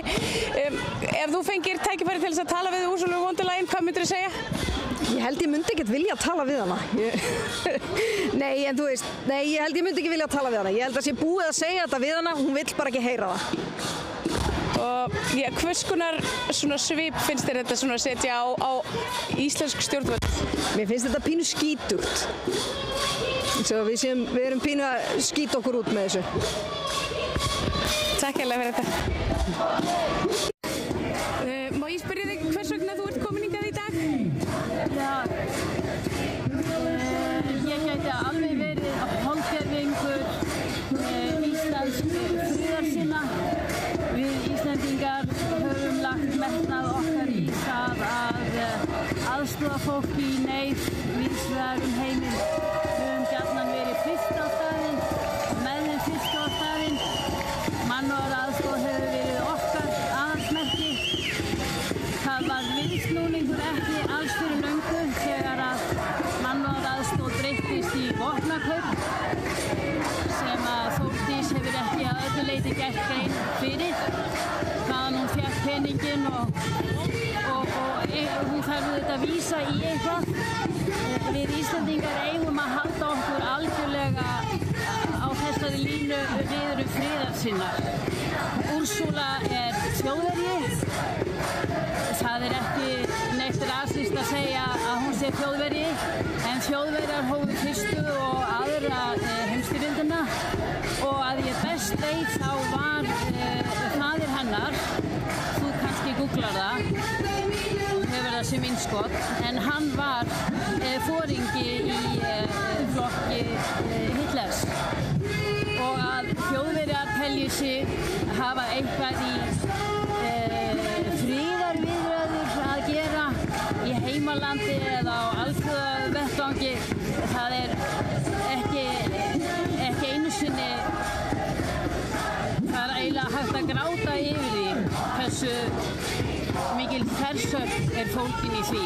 En hún auðvitað fer í stríð fyrir frið og menn geta þá aðeins velt fyrir sér hvað það að fara í stríð fyrir frið. Kærar þakkir fyrir þetta. Get ég fengið fullt nafn? Rut Stefnis. Takk hérlega fyrir. Byrjum kannski á að fá fullt nafn. Ingólfur, hvers vegna ertu hérna að mótmæla í dag? Ég að mótmæla komu Ursulu von der Leyen frá Evrópusambandinu. Hvers vegna vont að fá hana hingað? Það vegna þess að hún hefur margoft sýnt að hún stendur með Ísrael í sínu þjóðarmorði á Palestínu. Og finnst þér íslensk stjórnvöld með þessu vera svona í að varpa ákveðinni ábyrgð á íslensku þjóðina eða meðsekt? Já, maður ætti ekki að taka á móti þessum stjórnmálamanni en maður raunverulega að reyna að vinna gegn þjóðarmorðinu. Einhver myndi segja að það væri gott að fá hana hingað til þess að koma ákveðnum sjónarmiðum að. Ertu ósammála því? Já, ég þekki að sjónarmiðin, skilur við, það búið að reyna að koma þeim á framfæri oftar sinnum. Við höfum sýnt það með sinni framkomu, sínum orðum að hún tekur ekkert mark á því. Það er alltaf alveg skýr. Heldurðu að svona mótmæli skili einhverju, eru þau að hlusta þarna inni? Já, það er það svona, maður veit ekki. Ég veit ekki hvort það er einhver á minni, sko. Kannski er hún ekki þarna, ég veit það ekki, en þetta er að minnsta kosti einhver sýnir leiki, einhver sér þetta, ekki nema að séu túristarnir, sjá kannski að það er einhver afstæð á Íslandi kannski. Takk hérlega fyrir þetta. Kannski byrja að fá full nöfn. Salver Gullbrá Þórarinsdóttir, Sólveig Hauksdóttir. Hvers vegna eru þið hér í dag fyrir framan Alþingi? Við erum að mótmæla því að Ursula von der Leyen komi hingað til lands þar sem hún fyrir stóra og mikla ábyrgð á því gjöfulega þjóðarmorði sem á sér stað í Palestínu. Akkurat, það bárust fréttir af því að hún væri Ursula von der Leyen til Íslands í vikunni í boði íslenskra stjórnvalda og þannig mál með vexti að Ursula von der Leyen ekki einhvers konar utanríkisráðherra Evrópusambandsins. En í sinni stöðu, í valdi sinna stöðu, þá hefur hún gengið svoleiðis fram til þess að verja Ísrael frá ásökunum stríðsleika þjóðarmorð. Hún hefur beinlínis stutt þjóðarmorðið í verki með sínum orðum og gjörðum. Hún fór til Ísrael 27. október til þess að lýsa því yfir að Evrópusambandið styddi hennar gjörðu sem bara er ekki rétt vegna þess að það eru lönd innan Evrópusambandið sem hafa harðlega gagnrýnt hana fyrir þennan stuðning sem er í engu umboði. Við Ísland, við erum náttúrulega í miklu samkrulli við Evrópusambandið þó við séum ekki í Evrópusambandinu. Það er forkastanlegt að fá þessa mannskingað á tíma þar sem að er haldið áfram að svelta og sprengja Gaza. Það eru fjöldamorð hverjum einsta degi.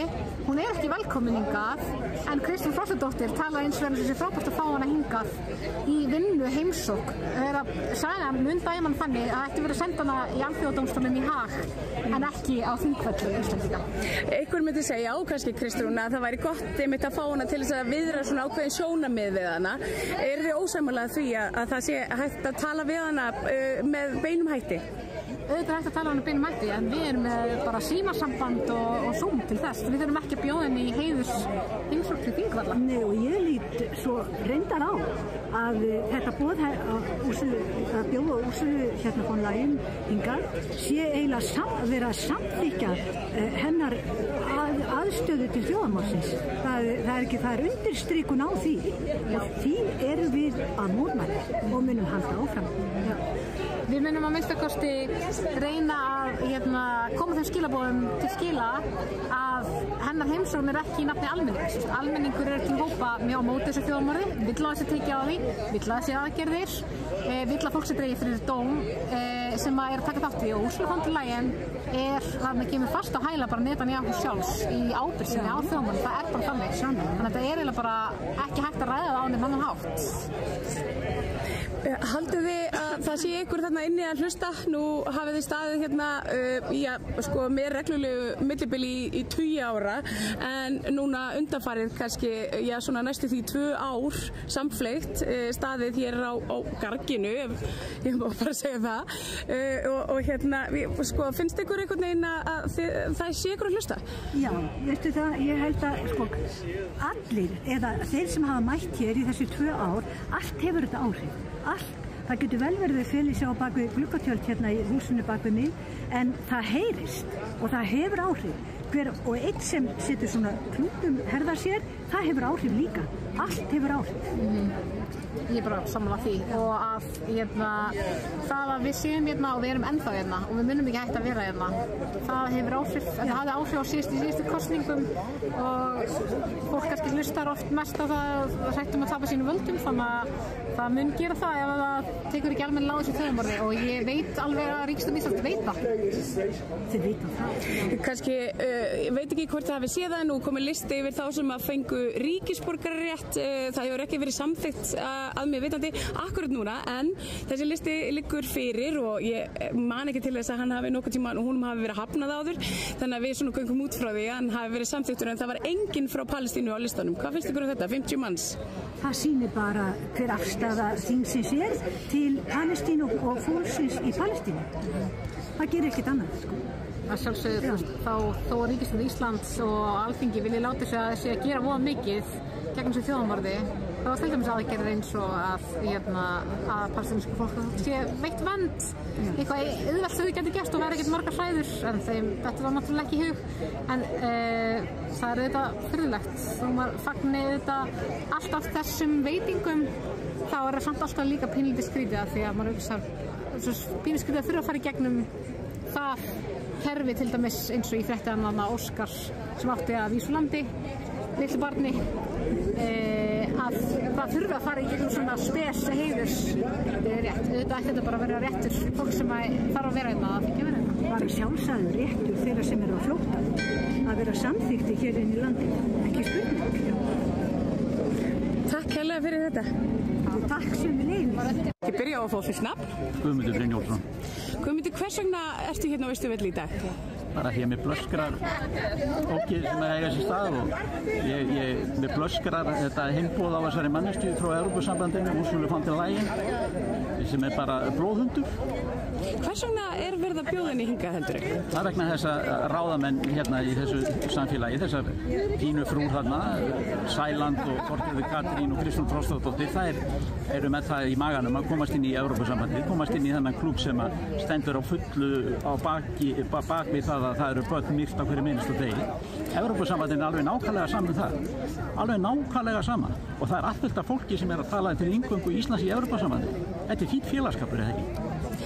Heldur þetta sé liður í aukinni hervæðingu Evrópu að fá Úrsúlu hingað? Auðvitað er það og hér komin daginn kjarnorkuknúinn kafbátur og Þorgerður Katrín var mætt eins og hann í heitum mannarskítinir á bryggju til að taka í span á því liði sem þar var. Ég meina, fólk sem hefur sko ekkert vita á herna eða eitt eða neitt, það bara hefur svona svo flaðrandi rakkar sem að svona býta sig í buxnaskálmar svona einhverjum fögnuði.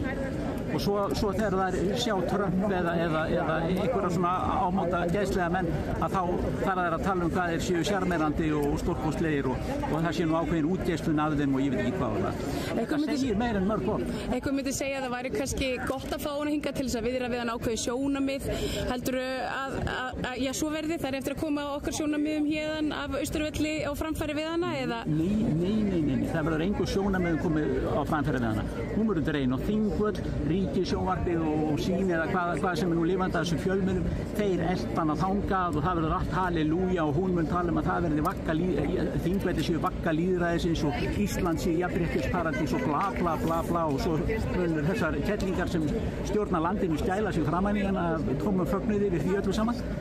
Það er alltaf venjulegt fólk að fá sem sagt ofan í kók og upp úr af þessum ógeði. Og ég meina, meðan hún að koma hér, þá verið að drepa börn sem að bíða eftir vatni eða brauði í biðröðum og í Ísrael segir það sé bara tæknileg mistök. Ég meina, og svo bara haldið áfram með lífið á 10 börn drepin, tæknileg mistök. Svo verður einhver fleiri börn drepin á morgun og hinn og einhver verður drepin þegar Úrsula Lægin verður hérna, alveg örugglega. Það mun ekki breyta neina. Já, bara með að við stöndum hér sem ég talaði 27 börn á klukkustund. Já, nú að drepa ykkur annar. Þetta alveg rosalega flott og ég skil ekki af hverju fólk ekki ég meina, ég á börn og barnabörn. Ég meina, hvað viljum við fá þennan dóm okkur þegar við eldumst að við höfum ekki sagt neitt og ekki gert neitt? Viljum við fá sem sagt þegar þau fara að fletta blöðum eða spurjast fyrir í framtíðinni hvernig var afi? Var afi með þessu eða var afi á móti þessu eða skilur við? Þegar náttúrulega sagan þegar mun koma að því ef heimurinn lifir, þegar mun koma að því að þetta verði gert upp og menn fara að tala það. Já, Vestur-Evrópu og Bandaríkin það stóð allir hjá í þessu þjóðarmorði, þetta er alveg skilvilegt, við skiljum ekki því hvernig þetta gerst og bla bla bla bla bla bla. Alveg sama á með nasistana, alveg nákvæmlega eins. Nú allir voru að hissa á því. Menn voru restin af síðustu öld voru að hissa á því öllu hvernig það gætt gerst. Við sjáum það núna, hvernig það gætt gerst. Við sjáum það nákvæmlega núna. Nákvæmlega. Og mannslífið virðast vera einskisvirði. Takk hérlega fyrir þetta. Ok, takk fyrir. Kannski byrja á að fá full nöfn. Kolbrún Adira Árnadóttir, Silja Glömmi. Hvers vegna eru þið hérna á Austurvelli í dag? Mótmæla komu Úrsulu hingað, hún er bara ekkert að gera hérna. Þetta er stiðið þjóðmorð og bara algjör drugg, ekki okkar nafni. Hvað var maður hérna? Já, viljum ekkert að ríkisstjórnin sé að styðja við þetta fólk. Einhver myndi segja að það væri gott að fá hann hingað upp á að koma ákveðnum sjónarmiðum á framfæri. Eru þið ósammála því? Ég er algjörlega ósammála. Ég er ósammála því. Kjánalega kurteisi heimsókn. Við höfum bara ekkert fyrir. Hún getur alveg komið skoðun sínum framfæri öðruvísi heldur en að koma hingað, Nú liggur ekki alveg fyrir hvers vegna Úrsula von der Leyen er á leiðinni hingað en einhver svona hvíslaði að mér að það gæti tengst svona ákveðinni herrvæðingu í Evrópu. Haldi hún sé hérna til þess að ég bara stofna íslenskan her? Aldrei að vita. Við fáum ekkert að heyra allar sannleika. Það gera alls svona vinnu þar undir borði og það er bara að hræður okkur. Það er líka bara hræðilega maður fær aldrei að vita hvað er í gangi. Það er einhvern veginn, það var ekki eitthvað 300-400 herrmenn hérna á landinu daginn. Ég held að þessi orðinu 1000? Já, það er ennþá verið. Þeir ganga lausir, hún gengur laus, þetta er bara þjóðmorðingjar sem ganga lausir út allt og það er bara algjörst.